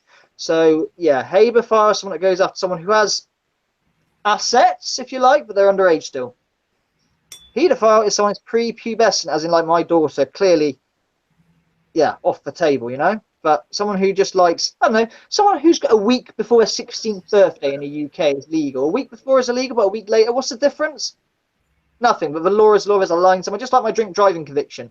I would just a little bit over, but there's a line, you know, and I'm that over tough. So it's a habeophile, just so you know. He said his brother stabbed him, whispers from heaven. Well, that's something I don't know about. I thought he died of some... I don't know. It's very messed up. I don't know what the truth is on it, but I wouldn't take everything for fact and granted. Some people even proclaim it as a setup point. We're talking about I.T.C, who died and then come back to life. I don't know. It's just, yeah. Watch my again. Please do more, mate. Yes, on Saturday tomorrow I'm doing some, mate, and I'm going to explain to you how to put these games on your tablet and computer. Okay? Tomorrow. I don't know what time yet. I'll think of a time. Riley needs to get a PS4 Pro. Yeah, I have Kane GTA shitloads. I'm not really into new games. I do love GTA, if I don't get me wrong, but I'm not really into new games. I'm a nostalgia nerd. I mean, I come from Games Master, for fuck's sakes. I was on TV for Games Master in the 90s. So that's where my heart was. Can we search that? Maybe. I don't know what episode. It was on the second series. I was called Philip. It was on the second series. I lost.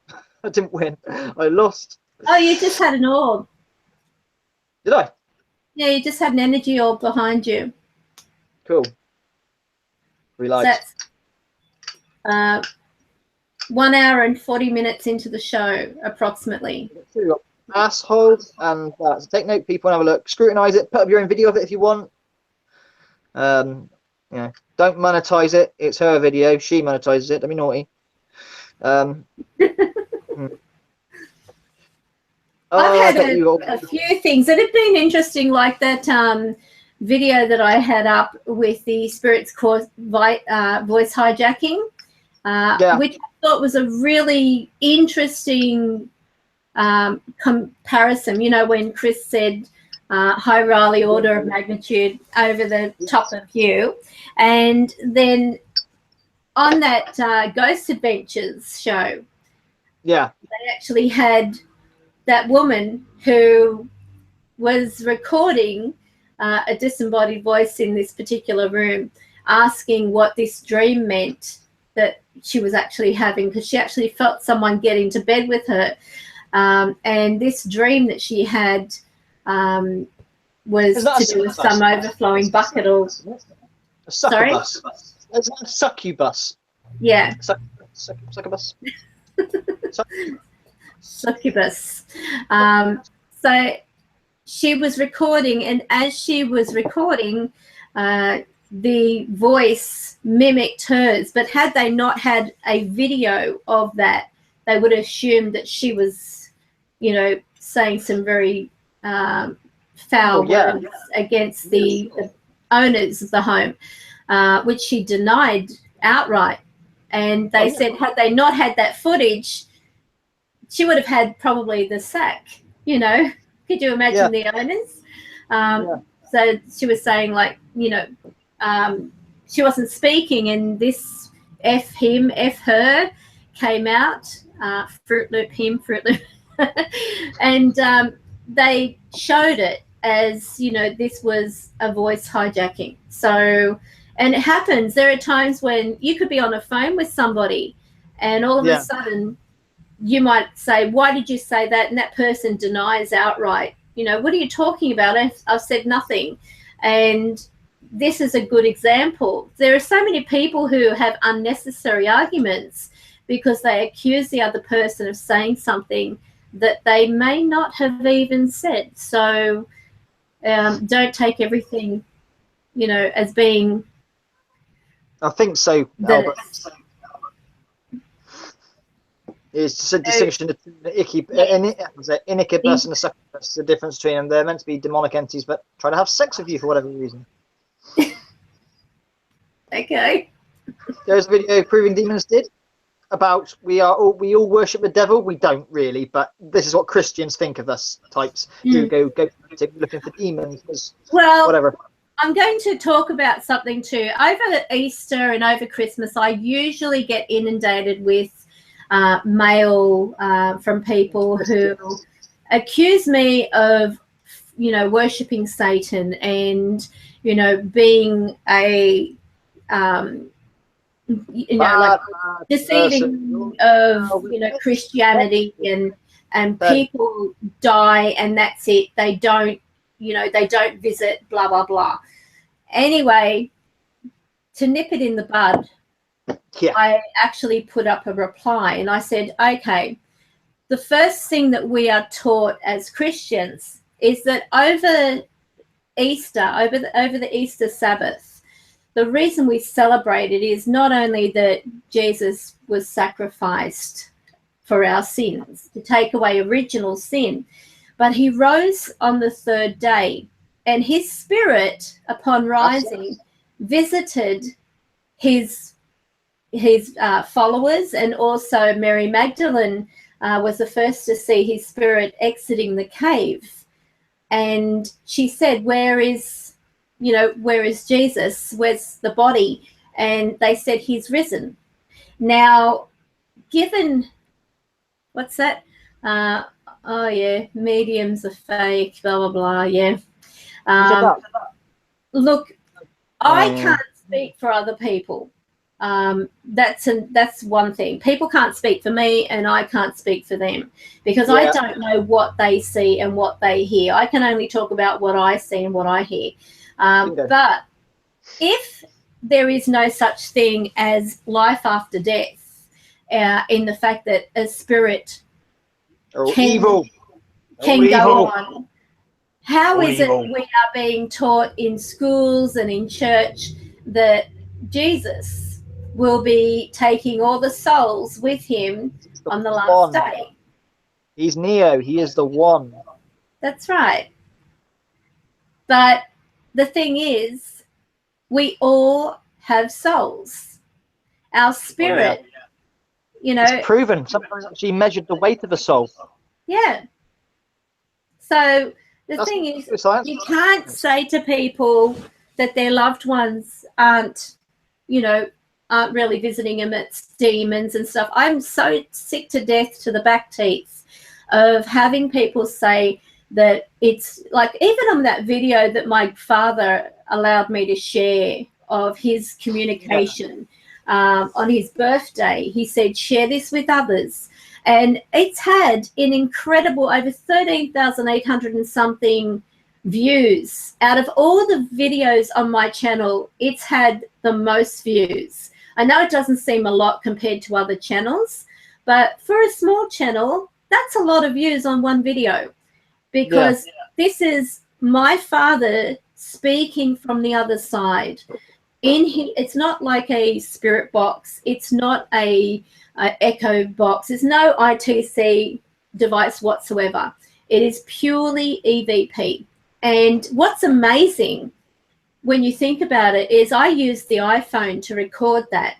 And yet when you pop on headphones, the part where he leant forward and he said to me, there's a whole new world waiting for you.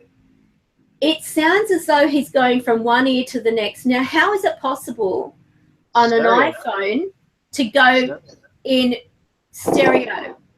Is the microphone mono? I don't know. I don't know. I believe so. I believe it's just a normal. I mean, I don't use any particular fancy program. ASMR. The program I use is what is built into the actual iPhone, and that's it. That's what's built into the iPhone. And so when I use that, so I've got in here all these recordings of, you know, the spirit dad type of thing. Everything is in here. It's still on the list, the playlist. I don't know whether you can see that. Yeah. Just about. Yeah. It's reverse, obviously, for the selfie. But, is it? Okay. Yeah. I don't know why it's come up reverse. What's wrong with the camera? If you do selfie mode, it flips the image. You can't flip now. You know, I don't know why it's flipped. Let me just change that. I have no idea why they do. They do. This is a whole conspiracy theory. Stevie Stephen, you know, the guy in America who just murdered that guy on Facebook about a couple of days ago, or whatever, Easter Sunday. They're like, hey, he's in the passenger seat. Who's driving the car, man? No, he's taking a selfie of himself talking. All right, so you should fix it. So. Am I all right? yeah, you flipped. So do it again. Okay, I flipped. All right, so you should be able to see that now. So yes. Well, it's out of focus, but yes. Is it? So there we go. There it is. Yeah, that's. So it's showing here on like out of focus. Account. But I've got that many. It's incredible. I've got like all these. Just there. Crossing, help, mum. These are mum. Mum's like in my room. You know, these are all spirit communicating. A message from Nana. These down the bottom. Dad, Nana, Mum. You know, so they're all coming in together. And all these are, I mean, with family, I'll save them, of course. The ones that are like, that I want to play back, you know, where they've woken me in the middle of the night, you know, I will record them in case I miss something. But I had some really, really incredible, what are you doing? My dog, he's... my comments were in here. What is this? Yeah, so going back to, I mean, as I said, I'm sick to the back teeth of people who are saying that because my father communicated with me, he is not my father. He's a demon impersonating my father. I mean, how sacrilegious. There is a chance, but at the end of the day, I don't know. They can't say 100%. Yes, that is definitely 100% some spirit mimicking. Now, when Marcia died, I only had her once on the spirit box. Once. And she said it was a facsimile of her voice. I hear you, dear. you know, and it was, I almost wanted to say more gravy and potatoes. It was a perfect copy of a voice. Now, it could be an evil spirit taking the piss. I'll never know. But well, it was very. The one thing I say is, see, the majority of spirits that are around me are speaking of, you know, how my angels are happy with me, that they're happy that I'm talking about God, that they're happy that I am, you know, sharing a positive thing with people. If that were a bad spirit, I doubt they'd be giving me credit for speaking about God. They wouldn't be giving me credit for, you know, asking people to pray to God or asking people to give thanks to God. I mean, I'm not a Bible basher by any means, but I do have a strong faith. I believe there has to be some almighty creator of something. I mean, get your head around what was before this. What was before?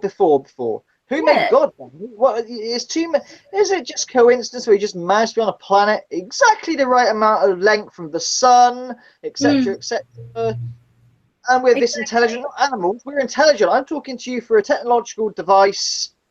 Yeah. You want to get that weed out again? We'll start. It's only been what, the last 10, 15 years we've jumped forward in technology. The Egyptians, you know, were well ahead of us with so many things. So I'm running out of battery. I'm just going to move you. Okay. You got to plug it in. Yeah, I'm going to go in about 8 minutes anyway. Okay, well, we're talking about cheese in the chat room. I like cheese. So do I. I like very strong, mature cheddar cheese. That shop up the road, they do amazing cheese. It's their own cheese, and it's fucking awesome. And if you eat it, it makes your cheese open. Amazing cheese. Bit expensive, very expensive though. But yeah, I love it. I want to know what this conversation is about cheese now. Someone's making some lunches for the kids. Oh dear. What are we talking about here? Esme, Missy Camaro, Ron, have you tidied up your mess? I bet not. Daddy 05's going to get you. Yes, isn't it amazing, Kimmy, that it's usually when people have the downtrodden moments in their life that they turn to God. And yet, if we gave thanks every day just for waking up, you know, seeing the sun, having breath in our lungs, you know, when there's so much misfortune in the world around us, you know, little things like that. Well, that's what a lot of people say. Person, why does God have so much horrible things like starving people and, you know, you've seen a picture card. Why is it? People say to me, why doesn't God stop animal cruelty? Why doesn't God stop this? The fact is, and this is what I actually put that to Spirit. I said, why don't you stop this? You've got an opportunity to intervene and do this. And they said, why should it be left up to us when the physical form can intervene and chooses not to? So if the physical among us, this is mental gymnastics of flesh and blood, choose to ignore it and not do anything about it and sit on our hands, why should we leave it up to them to clean up our mess, our mistakes? I mean, it is our mistake. When you think about it, we have given permission for this to go on because there's so many pencil pushers in politics out there that don't want to get their hands dirty. They don't want to get off their bum and go out and actually see disadvantaged places because it's not the comfort zone. It's not a comfort zone. Yeah, that's right. So it's up to us to make a change. It's up to us to make us, you know, that type of, you know, so it's not up to Spirit. It's not up to God. You know, it's up to us, bottom line. So if we're not prepared to do it, don't ask Spirit to, you know, and that's just a lazy attitude. You know, I don't want to do it. I don't want to donate. Some people, you know, we can't all donate to every single charity around. I know, like with me, I donate to quite a few charities, and I also donate to Animals Australia, which go out there and, you know, try to make a difference with livestock who are being exported to the Middle East. And, you know, some of the things that these poor animals go through, I mean, being grounded up live, you know, having their eyes stabbed, you know, I mean, they're just tortured. And it's horrible. It's really horrible. And I donate quite happily every single month. And even my daughter, you know, my little one, she actually sends all her pocket money to Animals Australia because she wants to make a difference, you know, when it comes to caged hens. And it's funny. Well, my dad's a vegetarian. I was raised vegetarian, and animal cruelty has been a facet of my life for, well, yeah. I mean, I'm a meat eater now, but only because of health and stuff, you know. And my mum had a stroke because she was a vegetarian but didn't like vegetables. So yeah, how far can you go with that before you start getting anemic? Like I said, 3-time stroke survivor, twice cancer survivor. Yeah. My point was, though, when it comes to my wife with animal charities, she steers clear from them. Why, you ask? Not because she doesn't like animals, but she feels that they are the most funded. Most people, if you've got a charity pot and it's to do with animals, people will rush to it because people love animals. They love animals, you know. So she but not necessarily.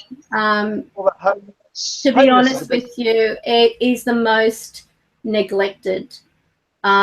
People think, so this is the attitude of the majority out there. They seem to think, well, you know, animals are a sympathy grabber.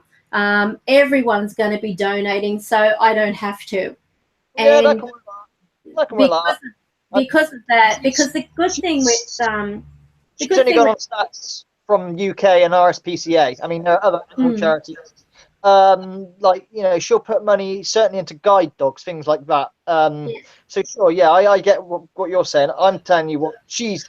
Actually, with this one that I'm linked to, because I'm actually an advocate with Animals Australia, and they send out the progress chart and everything like that. They send everything, so you're up to date with how much is actually going to them, how much, you know, they're being donated, what they're using the money for. I hate admin costs. I hate that. You donate and you find out 10p went to them.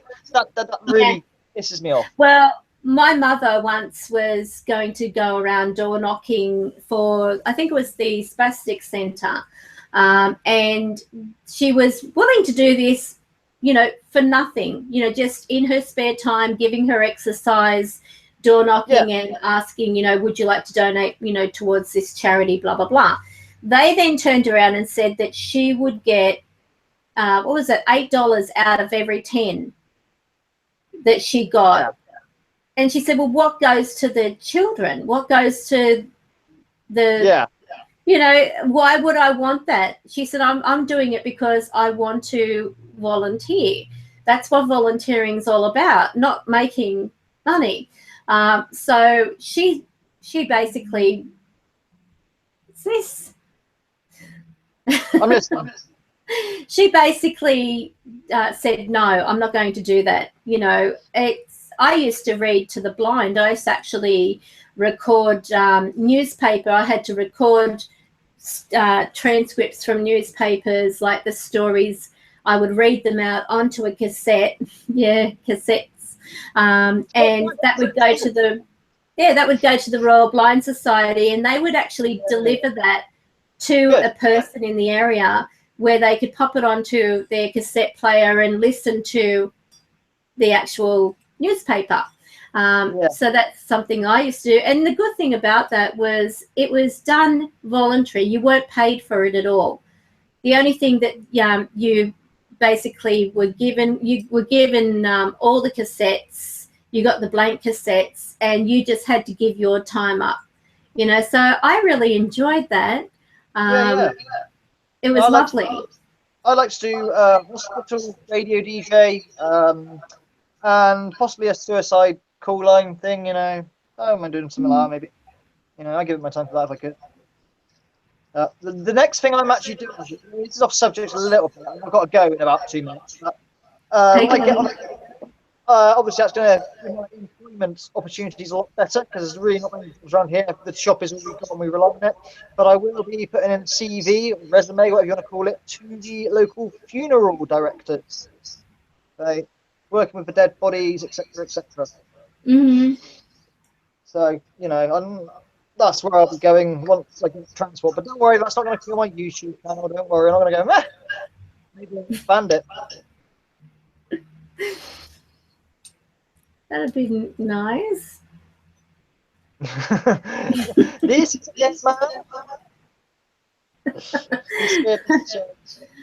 My uncle actually works at the coroner's, and some of the places that he said he's had to go to, he said, I would love you to go down there and see what you pick up. And I said, not really. Because he said that there's, like at the coroner's office, and where they've got some particular, it's like where they take the bodies, and then they've got like another section altogether. But there's one particular corridor, and he said every time you go down that corridor, he said it is undeniable drop in temperature. He said I don't know how you would, you know, determine this to be a natural occurrence, because there's nothing there that could create that drop in temperature. There's no air vent, there's no door. It's just one particular spot. And he said, and it's nowhere near the fridge. Do you remember in Truth's mortuary manor? He used to work with the dead environment and that, and he used to get some interesting spirit box sessions in his area of, you know, they're very interesting box sessions. I mean, he doesn't do it much now. He's broke and he needs operations, so he's a soloist spirit boxes, poor guy. But he is around here and there. Yeah, Mortuary Manor. Here's what got me interested. I mean, I've always been interested in it in the first place, but I was like, well, is it a bit too morbid to do that or not? You know, and my wife asked me a question like, could you handle seeing a dead baby that has been like being punched or whatever by some asshole? Well, that's what he's actually. There was one case where a little girl was put into a suitcase and the body thrown beside a river, and he basically had. Yeah, you can make the last bit of that journey good, you know. But you can't make it right. You can't bring him back to life, but you can at least give him the dignity and give that back. That's so. Yeah, I could. One good thing about being a medium, the majority of the spirits that I see, you don't see them in the condition that they passed, and unless they want to shock you, and they're very far and few between that want to shock you. But it's really lovely, especially when I have the children that come around and they're wanting. Well, it's mainly because they want to interact with my little one, but not so much me. I mean, they still talk to me, but it's more like, "Can I play?" And she's sound asleep. You know, she's not up to playing with anybody, let alone a spirit. But it is. You know, that's one thing I'll be able to handle, but I don't think I could actually handle seeing a deceased body, like a real physical body. I'm not going to show them here because I've got the pictures of Natalie's mum, 5 minutes dead, in the coffin, everything up, and you can see she's starting to deteriorate because she wasn't embalmed, but her body was in rest for 2 weeks thereabouts. So the makeup they put on, you can see a line that is coming down, black line, and they put cups under the eyelids because her eyes will sink back in. It's quite amazing how quickly the body deteriorates. In less than 2 days, it's going to sink. It's incredibly fast how quick your body goes. Yeah, I actually have to go now. It's my wife. Just leave you like dead bodies and things like that. But I do have how romantic. What were you talking about, honey? This dead bodies. Pictures is because she didn't know whether to visit her or not. Shall I visit her in this state? I was like, look, if you don't go, you're going to regret it. If you do go, you might regret it. You know, So she decided to get me to get the pictures and look at the pictures through the phone. It's like a compromise, you know. But she goes, you can tell she's an empty shell. You can tell the body is just a vessel. That's When right. she's dead, she's got her arms like they're crossed, her arms like that, and they put the makeup on. You know who she is. You recognise her, bloated, but they've done really good with the makeup. But it just looks like an empty shell. It's not gruesome. Yeah. It's empty. It's plastic. It's wax. It's strange. So, yeah, the body is a vessel. When I know that's tomorrow or fucking 40 years time, this vessel will cease to function and run, and wherever I go from there, wherever you go, wherever all these chat people go, for now, this is Order of Magnitude signing off. See you later. Adios. See you. Don't You forget take care. Okay. Bye. Bye. Peace, love, empathy, and all that rubbish. I'll see you tomorrow. My live stream. I'll teach you how to put some in your mobile phone, and you can be an idiot just like me. Bye-bye. Well, thank you everyone for joining the live stream tonight. Apologies once again that we weren't able to do the live stream as we had hoped from the cemetery. I can't go anywhere personally because of my situation, which is the pits. Hopefully by the October 13th, oh goodness, you're late, one stoner, two cats. Good morning. Yeah, on October 13, don't forget, watch the live stream, because I'm going to be, I pray, I'm going to be positive. I'm going to say yes, because I've already got it booked anyway. But there is a hotel. It's considered one of 10 most haunted hotels, and it's here in Sydney, about a 10-15 minute drive, if that, from where I am. And it is the room that is said to be the most haunted is the one I have booked. I'm going to be having a live stream with Riley on that night, if all goes well. And then after, I'm going to be holding another live stream, which will be the actual room during the time I'm sleeping. So I'm definitely going to have to get some like nose plugs or something to stop my snoring because believe you me, I snore bad. So I don't want the resonating snoring. God help me. I don't want that coming out through the actual thing, but I'm really looking forward to it. It'll be a great day, I'm sure, a great night.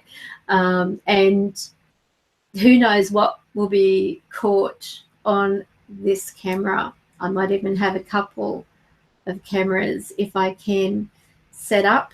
I'm so excited. My daughter also snores too.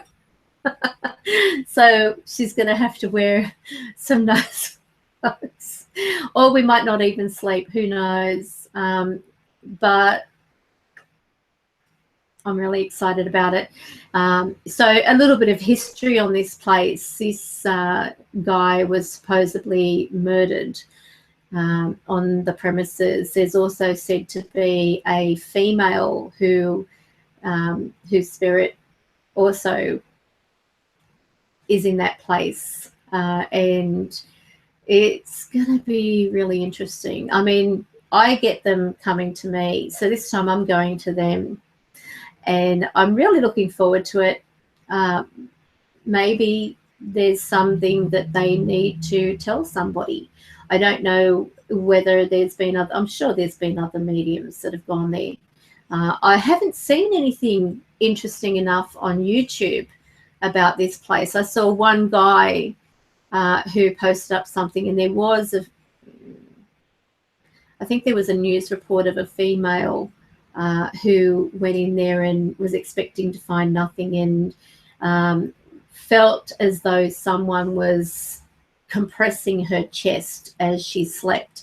But I don't know whether it's like mind over matter. because you've got to be realistic on some of these things. If there is, and let's put it this way, there's a lot of places out there that if they have a really good story, they can get more money for a particular room. So now they've met their match. They've got someone who actually hears disembodied voices and sees spirits. So if I do, then I can, yes, Matt, yes.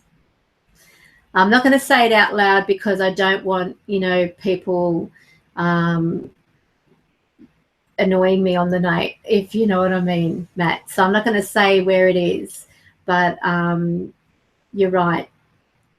So the room is booked, and the good thing is I have an ensuite, so unlike others who have to share a ensuite, I don't have to. It should be really interesting. It's very, very lovely position. I'm looking forward to it, but I know that, I mean, it's not so much Friday the 13th being, ooh, it's a spooky day. Because I could go there any day, and if it's going to be there, it's going to be there. If it's not, then it's not. But I will have the live stream going for our usual meetup with Riley. And then after, I'll be having the live stream. I'm going to take advantage of the free Wi-Fi in the room. Hopefully it's good Wi-Fi reception and not crappy. So I'm going to be positive. I'm going to ask my angels to make sure that I get a really strong internet connection and have the best connection for the night. And the good thing is people will be able to watch it in real time. And if there's anything, they can actually comment or, sort of like a live, I don't even know how I'm going to do it, but I'm going to have to set the camera up. I'm going to put on the ears mic, so that way anything that comes up, I'm going to leave a note in front of it, and I'm going to write talking to the ears, so that if the spirit wants to talk, I don't have any trouble with spirit speaking in mics. In fact, I could spend a fortune on a mic, as I've been proved, and they'll come up and talk into that. Go figure.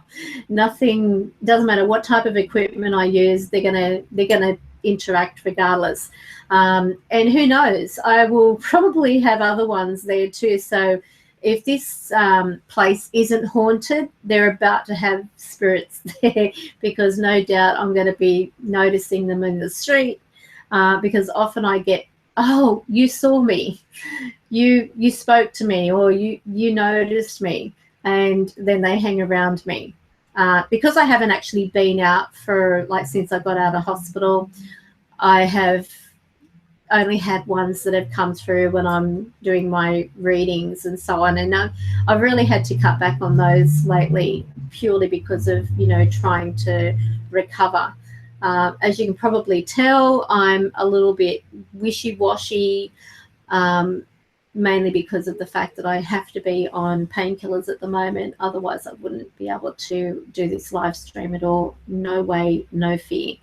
But I really do thank everybody for joining us tonight. Sorry the show didn't go to plan, but it was really lovely to see you all back in chat, and a few new faces there as well. So if you've got any questions, by the way, that you would like me to ask on that Friday the 13th, feel free to pop them down or write them, so that when I do that live stream, I can actually ask them, because I'm going to be doing quite a few things that night. Hopefully it's going to be quite fun. So not just the boring old, oh, I'm in the room, nothing's happening, or, who knows. I'll see how I go with baggage and so on that day, because obviously I want to take a couple of things. I want to try and take possibly the Connect, not the SLX X Cam, which is this thing here. This is the SLX. If everyone has not seen them, these are quite handy too, because this actually dismounts. It's got like a Velcro backing on it. Just a little thing that goes on, and that's the actual unit. So you can see really close how it looks. I probably could try walking around the hotel and seeing how that goes. Who knows? Maybe not. I'll see. But I will no doubt take, if I can fit it into the bag, I'll be taking the computer, the laptop, the camera, the mic, do you think I should take a spirit box? Do you think I should take a spirit box? Tell me yes or no.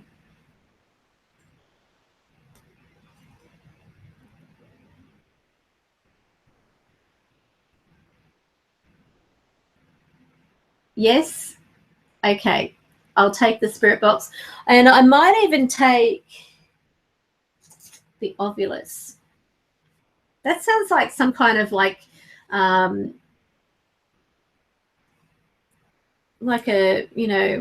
pregnancy thing, doesn't it? Ovulus. Maybe it's just the way I say it, but I'll be taking the Ovulus on the night. So if you can see that, this is the Ovulus. Can you believe these things go for like $400? I mean, seriously. But I must give credit.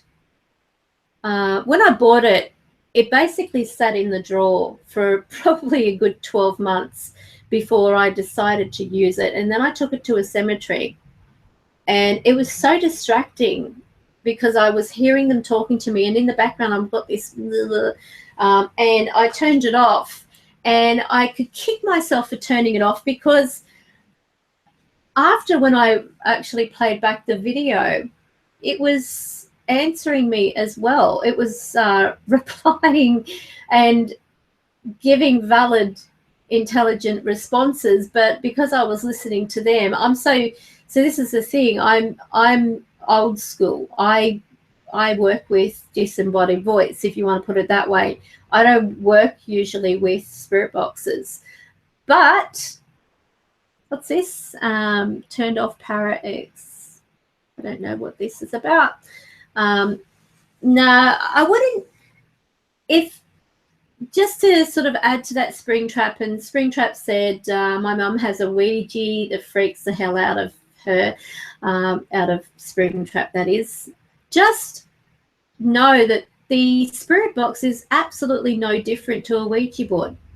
You're still inviting something that is external and not necessarily environmental, like in that environment, to communicate. I actually had used the spirit, what's it called, the Ouija. We used the paper at one point, and I was at a girlfriend's place, and she had lost, or she couldn't find her baby book for her daughter's medical information.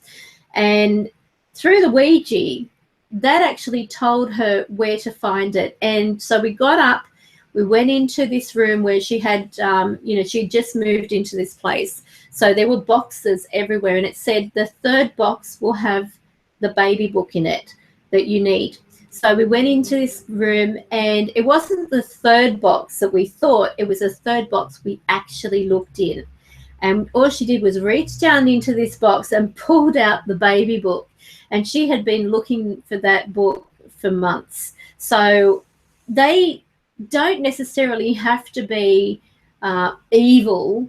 It's really up to the individual. If you're thinking you're going to get something evil, even with the spirit box, you will get something evil. But if you are thinking of connecting with your angels or connecting with your higher self, and usually if I'm to use the spirit box, I will ask to connect with my higher self. Sometimes I have these little blockages when I think, okay, I need a little bit of, I need some help.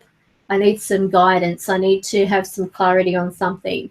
And then I may use the spirit box as a way of sourcing my higher self if I'm feeling a little blocked, because we all have days. You know, no one's perfect. I'm certainly not perfect. And I get those moments where I just think, okay, well, I'll pop on the spirit box and I'll seek for my higher self what I need to do at this time, what decision I need to make. But if you are thinking that you're going to have negative things, that's exactly what you'll get. It's the same as if you think lack and limitation, you'll get lack and limitation. But if you think positive and you ask your angels to surround the board or connect with you through the board and on a higher vibration, you know, then you're going to have your angels come through. But don't think of it as a negative. That's one thing, that's the misconception of people with the Ouija. It's been given such a bad name. And will Chris be with you to help bring spirit? Oh, no. Chris is always with me. He's incredible. I mean, this is a spirit that just introduced himself at the most inappropriate moment. I was about to close, like I had my eyes closed, by the way. And my daughter said, "Can I come and sleep with you?" And I said, "Yeah, okay, jump in." So I cuddled, you know, like as a mummy, you know, I cuddled my daughter and, you know, I was just about to go off to sleep. And it felt like someone had a bright torch in my face. And the light was that strong. It was incredible. You could not deny it. And that's usually when I know new spirits are around me. But he's obviously such a strong soul that he's not necessarily a new spirit. So with that, he said straight into my face, "Hi, I'm Chris. I really love you." And I've actually got his voice where I asked him to repeat what he said. It's actually on my channel. So if you type in "I really love you" under that little search magnifying thing that you have on top of the actual or beneath the channel logo, I think it is, you can type in "I really love you" and you'll actually see that first video is Chris. And his voice is undeniable. I mean, I can't do a male's voice, and there was no male in the home. My husband at the time was actually gold mining. He was across Australia, on the other side of Australia. He'd driven, which I told him he wouldn't get anything, and I was right. I call it women's instinct. But Chris actually warned me and was there at the most hardest time in my life. But he warned me that my other half was doing something he shouldn't, and he was right. There you go. But with spirit boards, Ouija boards, they're absolutely no different to a spirit box. The only thing is that with a spirit box, you cannot blame someone. Well, I guess you could if you think about it. It's like a form of pareidolia. You could assume that when you're doing a spirit board that someone is pushing it. But if you're getting things that person could not even in no way know, then you know that you may be asking, well, am I doing it? Am I subconsciously doing it? And this is the thing. If you feel that you are subconsciously moving the planchette or the other person's moving the planchette, then don't do it, because you're questioning. And you've got to think of it as you would if you were I mean, this is why a lot of children have no trouble or issues hearing or speaking with spirit, because they don't question things. The second you begin to question it, you block it. But just remember, it is really important not to, think negatively when you're doing these things, and you've got less risk of attracting things in the negative. Not saying they can't disguise themselves. So for those that are about to write, but it could be a bad spirit disguising itself as a good spirit, yes, but you can get that anyway. You can get that whether you're communicating with them through water dowsing, whether you are doing any type of, dowsing whatsoever with spirit. As soon as you begin to deal with spirit, first and foremost is understand who you're communicating with. Understand what energy you're putting out, and you'll know what you're attracting, because you've got to listen. This is where your higher senses kick in. You have to listen to your own emotions. If you are, what's this? Yeah, well, if you are thinking it's dangerous for people, who don't know what they're doing, then yeah, it will be dangerous. It's like a spirit box. If you don't know what with spirit, they're not toys. You can't just turn off a spirit box and then they walk away and they want nothing to do with you until you're ready to play again. Spirit, the minute that you welcome spirit, they will be around you, and they can be there for weeks, days, years. But you've got to remember, if you are going to play with, it's like if you play with fire, you can get burnt. So only do it if you are confident in listening to your own gut feelings. If you get a feeling, even when you're doing a spirit box, that you don't feel comfortable with it, then don't do it. Don't let anyone force you into it. Don't let anyone talk you into it. It is not a toy. You can't just put it away when you're finished with it and think the spirits are gone. As soon as you open up communication, you hear it, and they will hang around, and they won't go just because you're finished playing with the spirit box. So remember, as I mentioned before, I've actually got a video up where I talk about external spirits and I talk about local spirits. And local spirits are the ones that are around us in our own environment, and we all get them. Believe me, you don't have to be in an old home to have a spirit around you. You can be in a brand new home. You can be in, at the pools. You can be at the beach. You can be anywhere. You could be on a bus, and chances are you're going to have spirits around you. So just keep in mind, we have external spirits that are communicated through things such as spirit boxes. These are working through the radio, okay? You can have ones that are alien, if you want to put it that way. You can have one, or extraterrestrial. You can have ones that are not even in the location. But as soon as you invite them to communicate with you and you say, is anybody there? First and foremost is go in with a purpose. Know that you have to be in control at all times. My advice is, if you turn on a spirit box and say, is anybody there? Think about the words you're using. Anybody means you're inviting anybody to connect with you. And that could be anyone from, the lower realms to the higher realms.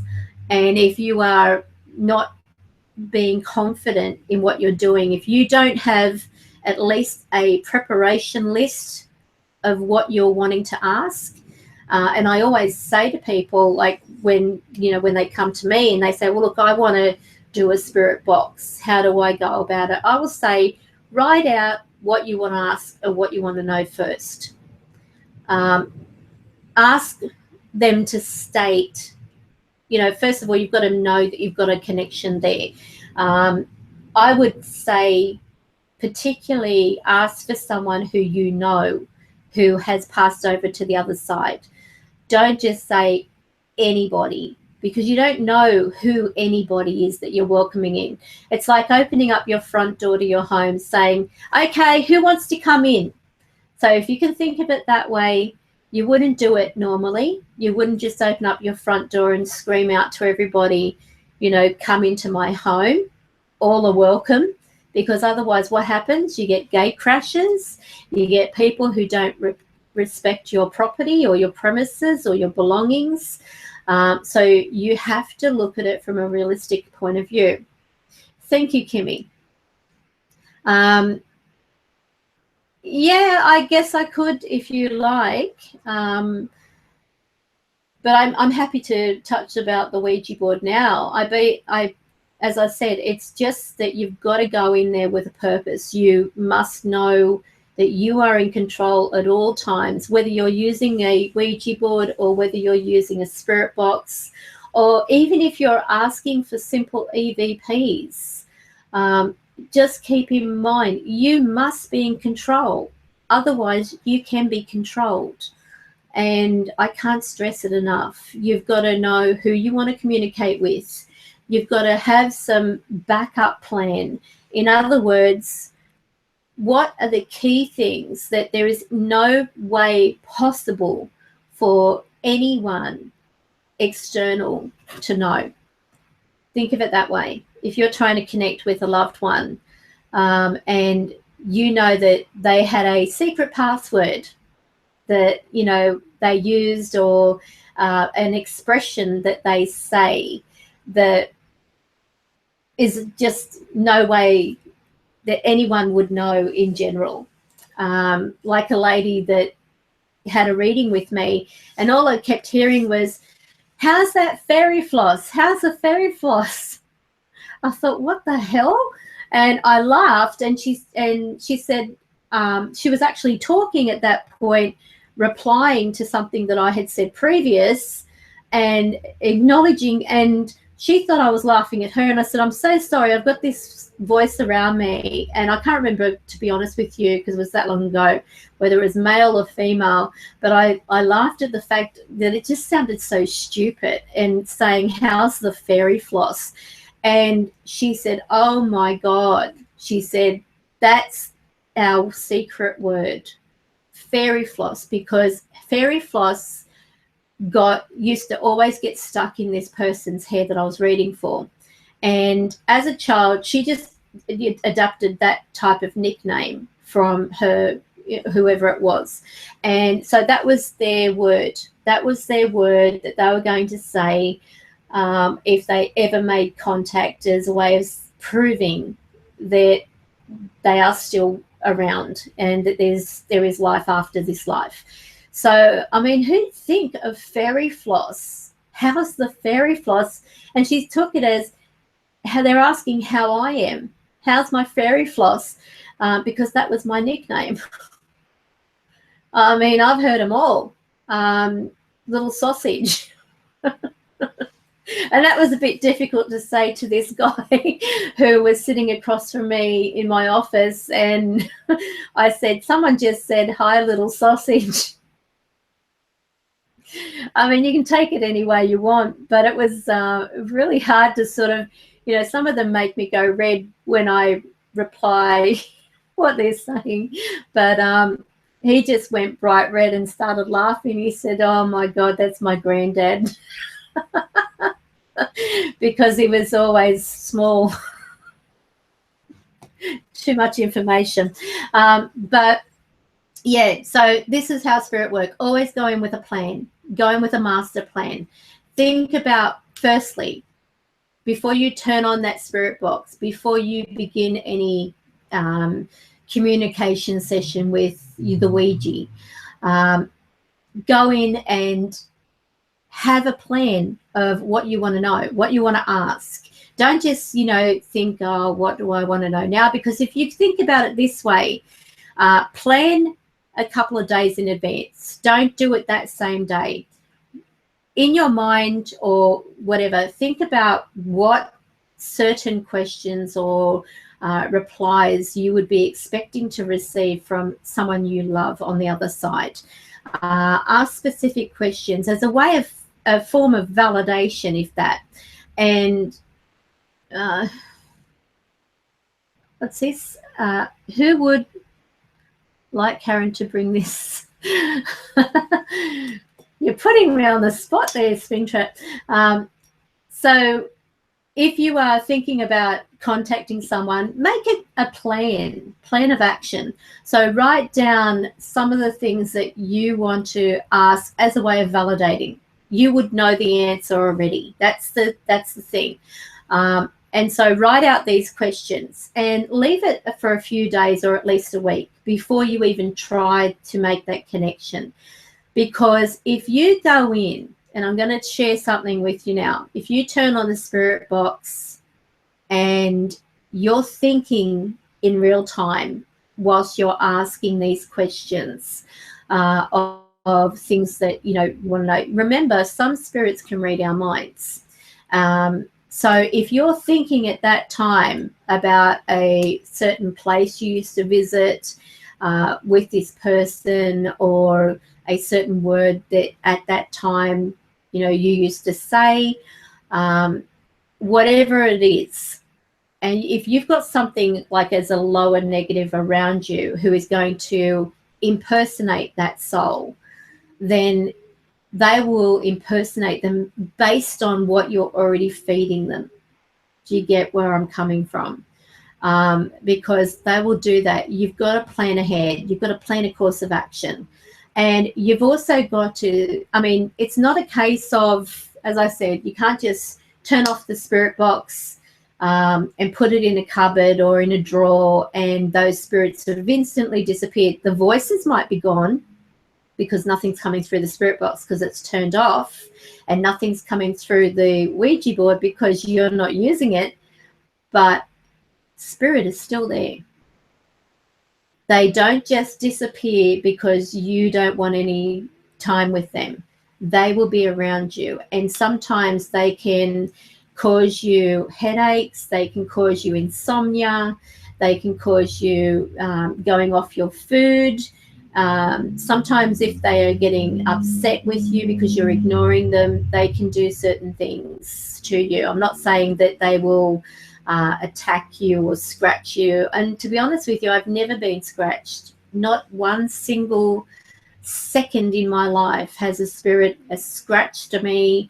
I've never been, pushed downstairs. I've never been, in a position where I've been attacked, if you want to put it that way. So it doesn't happen. It is very, very far and few between that you will have a spiritual attack, a demonic attack. If you, Karen, young kids get these boards as a game. Them kids don't know what they're doing. Spirits and demons love kids. Well, spirits and demons love everybody.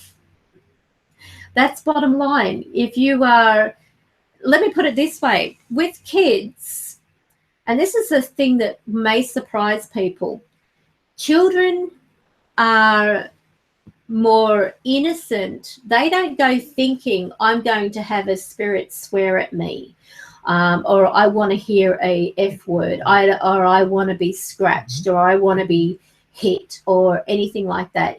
Some people go in with that open invitation already, that's what they want to experience. You think about people who go on ghost tours or ghost hunts. They want action. They want something to happen, either physically or evidentially, as in, captured on film. That's their point in going out. And it's a thrill. It's a thrill-seeking. With children, if they are programmed by an adult to think that way, then yeah, they're going to be vulnerable. But usually with children, they're, asking, does he like me? Be realistic. Children are going to be asking if the boy at school likes them, or, it's like a sleepover thing, where they will scare themselves. But if they have never been told or never shown movies where bad things have happened with the Ouija board, they're not going to be in that position where they're likely to have a bad spirit. And this is a fact because they're not thinking negatively. They are looking at it as purely a, sort of like the 8-ball. You could think that 8-ball that, shows maybe or yes or no as being a communication tool. You could use anything as a communication tool. But with children, their innocence does not allow their subconscious to attract or think negative. So it's really important to, who in their right mind anyway would want to buy their kids a Ouija board? I mean, any mature adult with young children who, it'd be like me going and buying my daughter a spirit box, when she's 8 years old. I mean, you just don't do that. And you have to teach your children to question things. It's really important to teach them to question things. Like with my daughter, for example, that day when she came in and she said, I think I need the spirit box in my room. I said, no, you don't. And she said, I think I do, because I had a voice and the window was shut, but the voice was coming from different areas of the room. It was like moving around me. Now, she really described in detail, and as you would see from that video that I've put up, where my daughter, the young child spirit speaks through spirit box in my daughter's room, it was mainly because she asked me to take that in there, but I was never going to let her do it on her own. I had the control of it.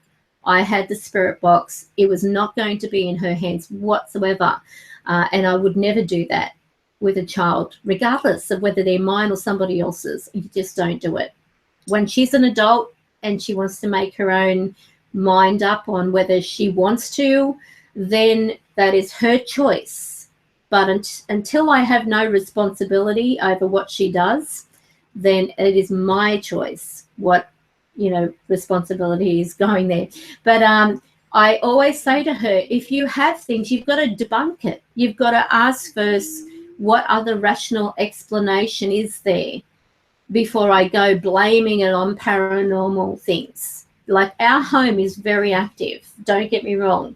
It's really active, and it's not uncommon for, things to move or slightly move, not to the point of, doors flinging open and shut, lights going on and off, things being thrown. It's nothing like that. I mean, it's probably boring to a lot of people, but I always say to her, if you do find anything peculiar, question it. Just don't instantly say, I've got a spirit, or I've got a demon, or I've got this or that. You have to question it. You've got to look for a logical explanation and be realistic. Because the last thing I want is my daughter to be going to school and having this wild, crazy, vivid imagination that if anything happens, even in the playground, oh, it's a spirit around you. I mean, could you imagine? They'd lock her up. They'd lock me up. So realistically, you must not really have these things around children unless you're prepared to teach them not to take everything as a paranormal situation. And always, teach your kids to pray before they eat. We always say grace before we eat our food, before we go to sleep, we say a prayer. We think positive things. You talk about angels be with me today. What a beautiful day I have. Thank you, angels, for making today amazing. Before you've even stepped out of your door, think positive. If you are interested in doing spirit boxes and stuff like that, use it as a purpose. Don't abuse it, because the more, if you think about it, if you abuse something, it will then get narky with you and it will abuse you back. That's why with spirit boxes, I don't need them anyway, but I will use them to help others. Happy birthday, Caroline. Happy birthday. Oh, we've got 2 people with birthdays. So just remember, have a reason to start up a spirit box, but don't just say, is anyone there? That is probably the biggest mistake that people can ask. The only time you would say, is anybody there, is when you're outside in a different location. Is there anybody here who would like to come up and talk into what I'm holding or speak through this device, which will allow you to be verbally heard? If you do it that way, then you've got more of an opportunity of communicating with ones that are respectable to you. You're not being nasty to them. You're not demanding of them, and give them an option. You don't have to speak through this if you don't want to, but I would absolutely love it if you could help me to show others, or just show me that you exist. I want to know because I'm curious. Explain that to the spirit, because remember, they're still with intelligence. They, just because they no longer have a physical body doesn't mean they don't have emotion. They don't have feelings. They don't think. They do think. They think a lot, because spirit is also the subconscious. And this is the important thing to remember. They may not have a physical body, but they also still have these feelings and emotions. So be respectful at all times. I can't stress it enough. But, don't go calling up things. Like, for example, those who are like calling out to Satanists and stuff like that, just know that you may be like, say that's them, you might be down here when it comes to these ones who are on the other side who are Satanists. You're down here, they're going to play mind games with you, because they're going to look at you as a little minion for them, and they could end up taking a great deal of power in your life, which means that they will drain you, they will make your energies feel low, they will affect you, they will make you, they can turn you quite nasty towards others and have you think bad things. There are people who have, of course, passed over, who have been trapped in that cycle. I mean, let me get it this way, and I don't want to, okay. A good point was raised some time ago, that not all people who are Satanists are bad. But if you are worshipping a demon, the person may not be bad, but what they're practicing or what they're worshipping is. That there is no limit to demons. There is no limit, and there's no base to demons. With them, the minute you befriend a demon, you befriend the devil himself. And I won't say that I don't believe in the devil. I can't say I believe in God and not believe in the devil, because I believe in God, so therefore I believe also in the devil. I do believe, though, that the majority of bad in this world is here among us, walking among us in the hearts of men. If a person, you think about those who are, intently cruel and sadistic towards others without any conscience, they are like demons. They are, like Satan in the heart of these people. Running through their veins is just Satan. Evil, pure evil.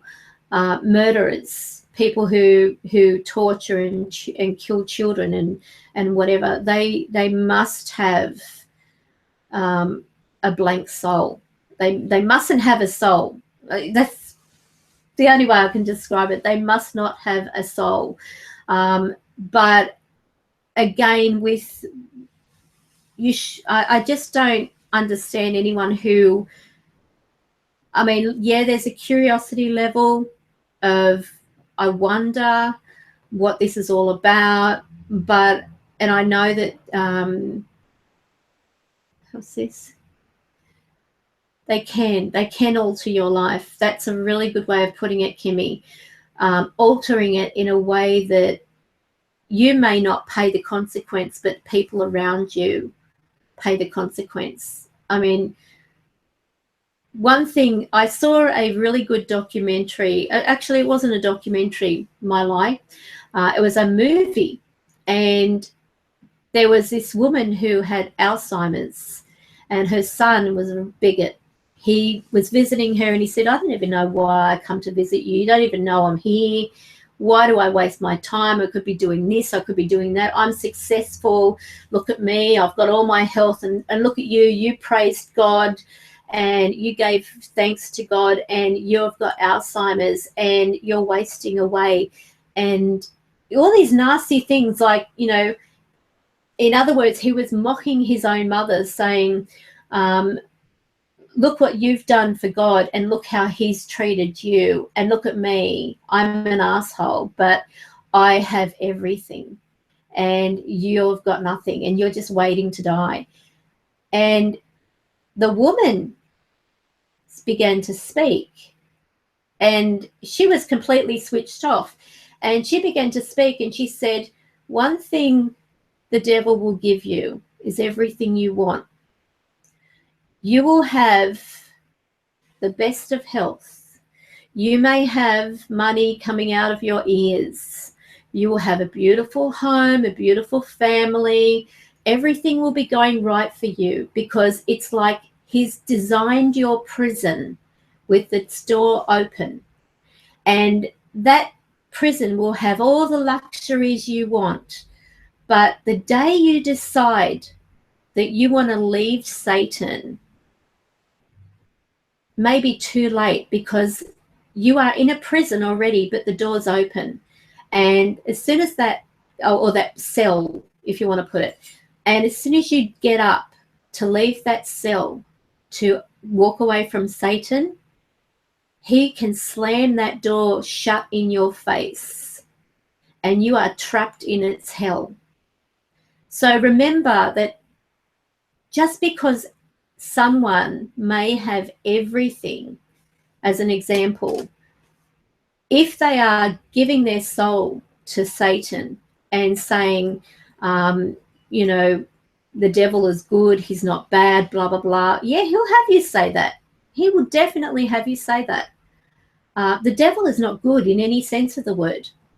He's angry at God, and one thing he wants to do is take everyone with him, because he knows that once Jesus does come and takes everyone, you know, to the promised kingdom, and even though they do cross over, they basically, you know, in heaven itself, that beautiful end of existence, if you want to put it that way, that is something that has yet to be seen. There is an alternate universe, if you want to put it that way, to heaven, from what Spirit has told me. But a lot of Spirit have actually said to me, it's not ready yet. It's not ready yet. And that's something that I find quite amazing, is they're saying it's not ready yet, that there's something else that they've been told will be waiting, and it's more beautiful than what they have. And that's why Dad even said in his E.V.P, that message from heaven video that's on here, he said there is a whole new world waiting for you. And yes, a lot of famous people have been killed off, if you want to put it that way. I mean, last year, the numbers of 2016 add up to a 9. The 2, the 1, and the 6 adds up to a 9, which is an ending. It is no surprise that last year there were so many endings. And this year is the new beginning. But keep in mind that those who say that they're selling their soul to the devil, they might think it's just a word, but there are so many that actually are. They are selling their soul to the devil. I mean, I've had people accuse me of what I do is selling my soul to the devil. Maybe they're right, maybe they're wrong. But I've had this since I was a child, and it hasn't been instilled in me. It hasn't been, I mean, I can't turn around and blame my parents. I can't blame my family. It's been something that I've had it's never been pushed on me. When I was a child and seeing spirits and, I mean, really confronting with communication with spirits, and I was told to be quiet with what you see, because no one will accept that. No one will ever accept that. And that's what I grew up thinking. I have to keep quiet about this. This is not normal. Then I have tests done and they can't find anything wrong. They can't find any imbalance. They can't find any, I don't have schizophrenia. I don't have multiple personality. I don't have anything that would equivalent a need to be medicated in any way. God forbid, you know, touch wood. I have been blessed, I feel, with, you know, for the fact that they have done tests. Because, I mean, if you've got a child saying that, you know, to your friend that comes to pick up stuff, can I play with your little girl, only to find out that that friend or that person that has just come to pick up stuff, their child was in a hit and run accident the week before, and this is the first time she's ever been in front of your child who is asking to play with their child. It's very confronting, and there was no understanding back then. There was no, I didn't come from a background that they understood that I saw spirits. I mean, who knows? Maybe, you know, I could say, given I was a child and I was never educated on this, maybe they were demons. But I very hardly, I unlikely have this feeling of it being a demon. I've always had faith. I remember being so excited about scripture. Because I went to the Baptist church. I loved scripture, and I'll never forget how excited I was when I had learned all the verses from the Bible, and I had actually won myself a Bible. And I honestly, I slept with that Bible. I was so proud, and that was really hard to come out and tell people what I saw, what I heard, that type of thing. And after going through all those tests, I mean, having these damn CAT scans and ECG scans or whatever, is there something wrong with my child? You know, my mother was in tears at one point, worried that I might have to end up in some type of mental asylum, because if they found anything, then, you know, she would have not only the fact that I was born out of wedlock on her conscience, but also the fact that her child was a crazy. And God forbid, those tests were all negative. There was nothing that they could say was wrong with me, except I, you know, was just a normal little girl. I think in some way my mother thought if there was something that they could pick up, and then she would have a reason. There would be an explanation that she could accept, she could come to accept. But when you have something that's unknown and not familiar, it's hard to accept. I'll never forget my aunt who asked me one day there, and this was like after, you know, then I started doing readings as I got older and everything, and I slept over at her place, and her husband, an outright skeptic, she said, can you do his cards for him? And he said, no, I'm not interested. I don't want to, you know, not interested in that. And I said, well, if he's not interested, I'm not going to do them. And she said, come on, just for fun. So I didn't take it seriously. And at that time, I wasn't reading like for, you know, a living or anything like that.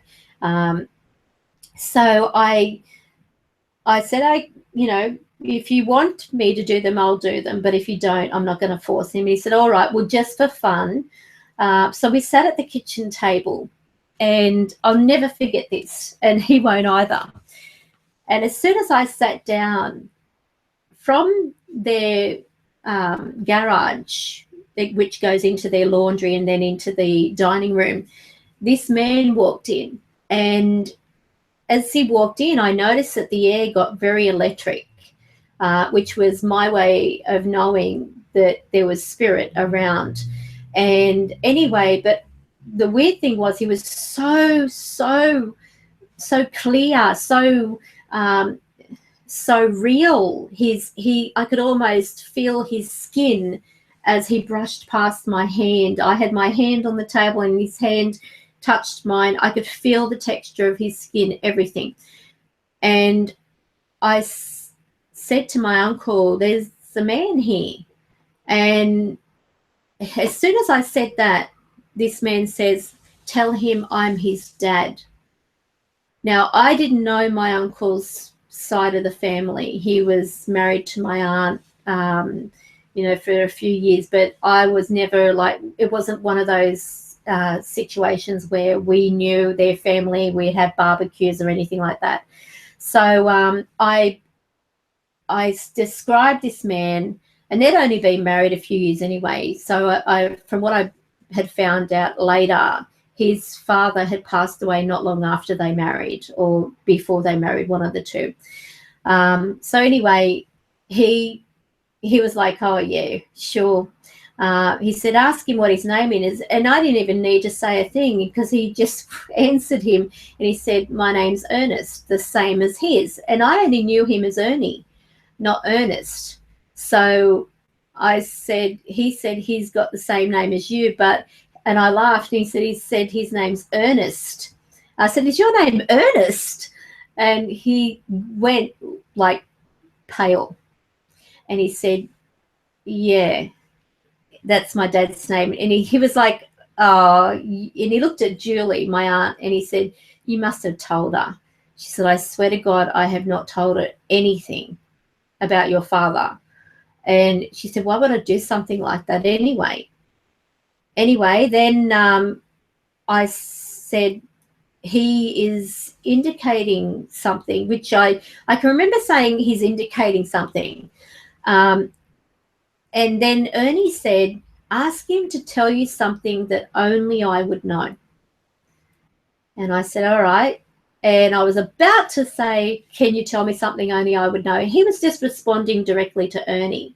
And he said, I used to carve ships out of bullet shells from the war, and a bullet casing or whatever it is, like these large, you know, rifle, air rifle, I don't know what they're called.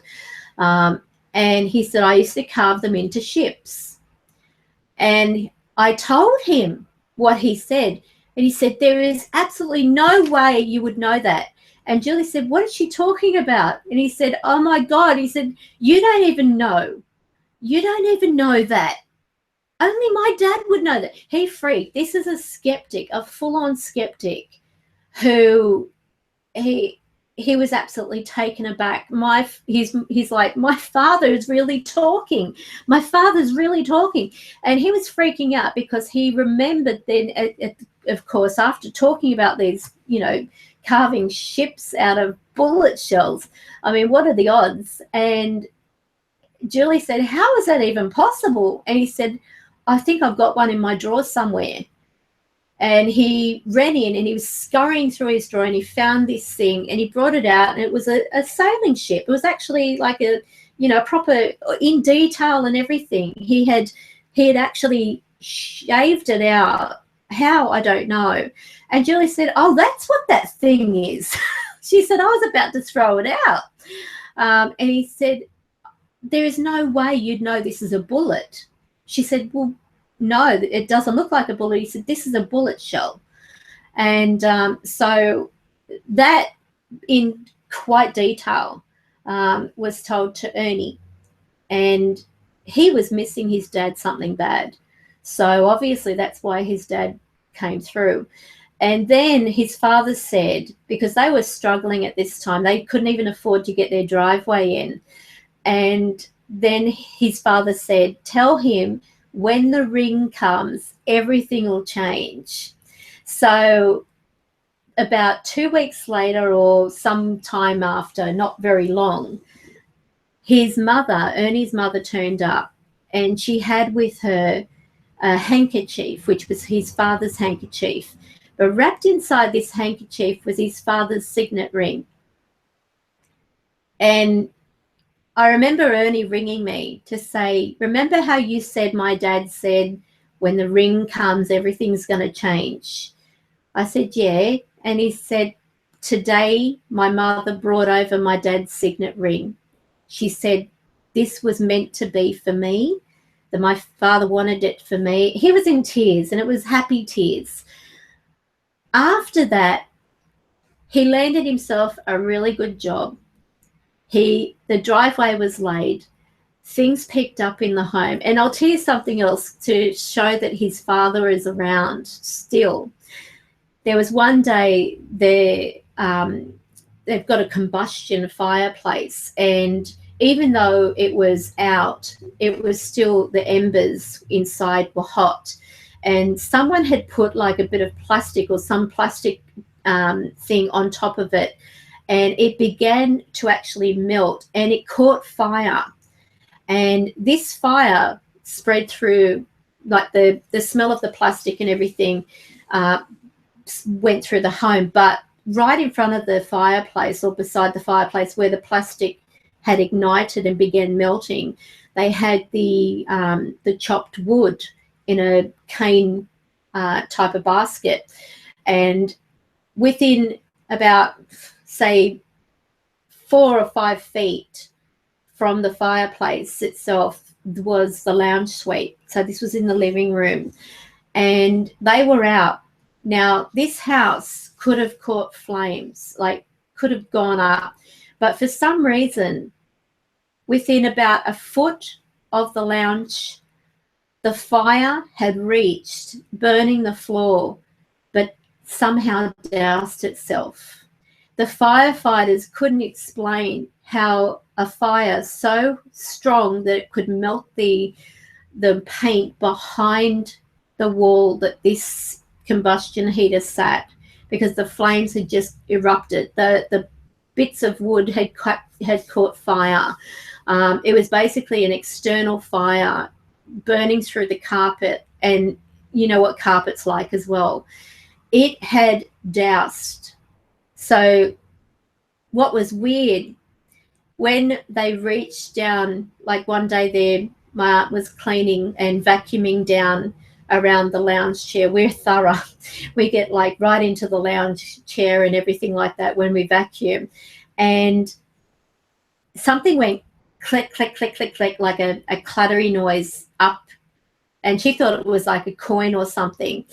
And when she opened up the dust compartment of the actual vacuum cleaner, inside it was a medal that was given with the ring the day that Ernie's mother came over, and it had, "I love you, my son," and it had the word dad on it. And where that had happened, it was in the lounge chair, like it had dropped down the side of the lounge chair. And obviously that was their sign that his father was there. So there you go. How beautiful is that, to know that his father's still around him. So it's, you know, that many people could have said, oh, that was a demon pretending to be a loved one. But there's no doubt about it that this was his father, and he's still watching over him even today. So just remember that if you think bad things, or if you think that any type of visitation is a negative, you may be, you know, calling your loved one a demon. This is a sad thing too, when I've had spirits that have actually come up through a reading and they've communicated and they've said, I feel so sad. And you know, you ask why they feel sad, and they said, because I actually spoke to my daughter or my son, whoever it was, and they called me a demon. They said I was a demon. And I would ask that person, you know, did you have a vision or a dream or something where you saw whoever it was that they said they were, and called them a demon? They'd say, no, I didn't call them a demon. Someone else said, don't fall for it. Don't believe it. It's probably a demon disguising itself as your loved one. So the sensitivity of spirit is still there even after they pass over.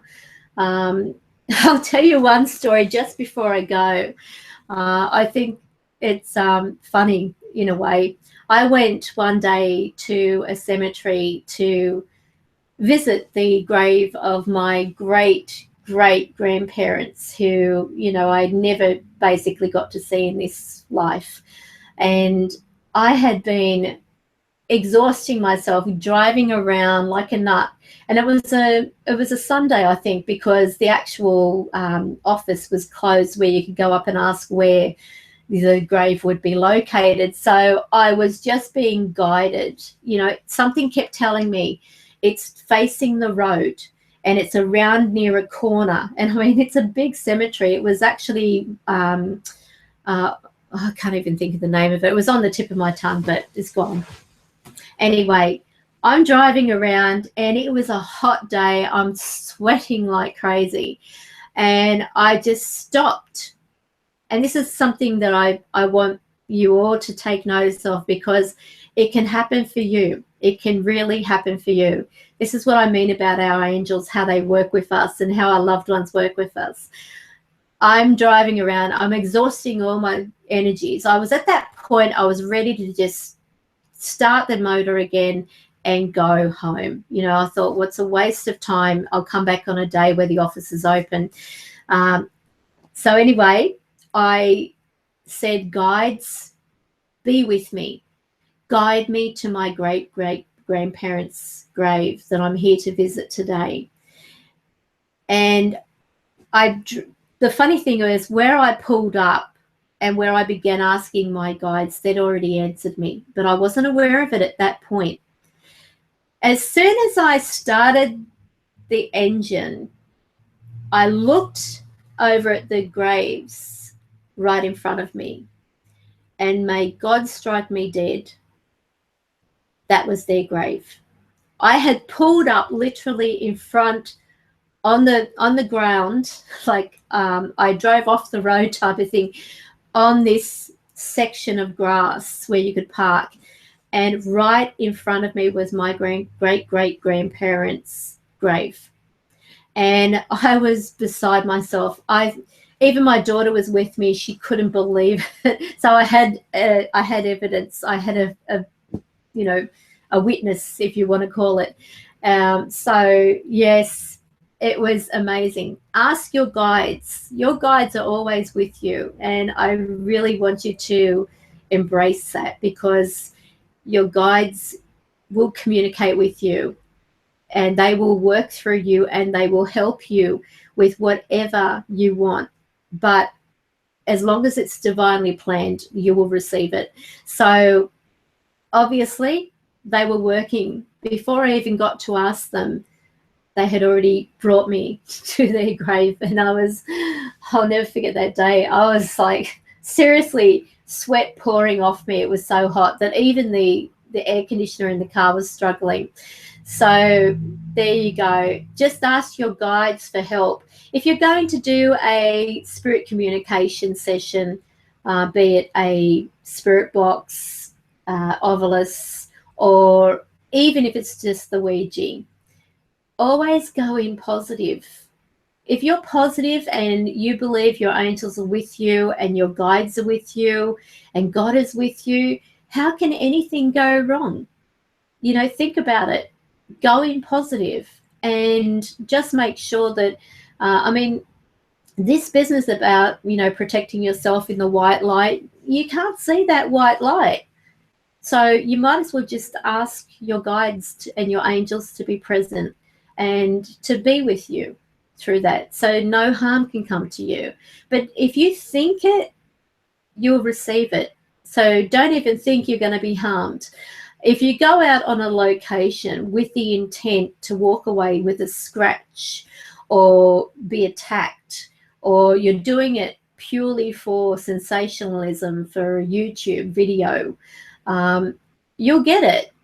You know, but I feel like, you know, I've actually, and I haven't said anything, by the way, but I'm just going to sort of like say this, and whoever is watching, which I feel they will, they'll know I'm talking to them. I know you weren't attacked. And how I know you weren't attacked is because I heard the spirits saying you did it. So on that note, I'm going to bid everyone a beautiful, positive weekend with lots of angels around you, keeping you all safe and happy. And I hope that those of you who are celebrating your birthdays have everything that you desire. And if you don't get anything material that is going to make you happy, I hope you receive it spiritually. But anyway, thank you for joining us tonight on this live stream. I am so sorry for the delay, but don't forget, save the date. I have in my live stream videos on this channel, I've actually got, if you click on the link, you can actually get an alert to the live stream when the 13th of October comes. So I really look forward to that night, and hopefully we will have the encounter, and who knows what else we'll get. So take care. Have a great weekend. I'm going to give a quick shout out to everybody. Johnny Klebitz, sorry if I'm not getting your name right. My screen's really small here. Paragirl's Haunted Diary, thank you so much for joining. Full of Wonder, I love your name. Bumblebee, Fallen Angel, Caroline. Who else have we? Kimmy Blackshaw, thank you so much for joining. Where are we? Michelle Woods, Albert, Liz Hall. I'm going to go scrolling up so I don't miss anybody. Appy Droid Development, thank you so much for joining. And who else have we got? Whispers from Heaven. Oh, I love that name. And she talks about a pug. Pug. Who's Pug? Am I missing somebody? And sadly, our pug passed away a couple of days ago. Yeah, he's buried in our backyard now, but he'll visit. I know he'll visit. Who else have we got in here? I think Matt Graves, thank you for joining. I think that's about it. I think I've covered them all. Yep, that's all. So have a great weekend. I'm going to sign off now, and I'm definitely, Pugster. So hi, Pugster. So I'm going to go now and have some dinner at 11:20 at night. Wish me luck. Bye for now.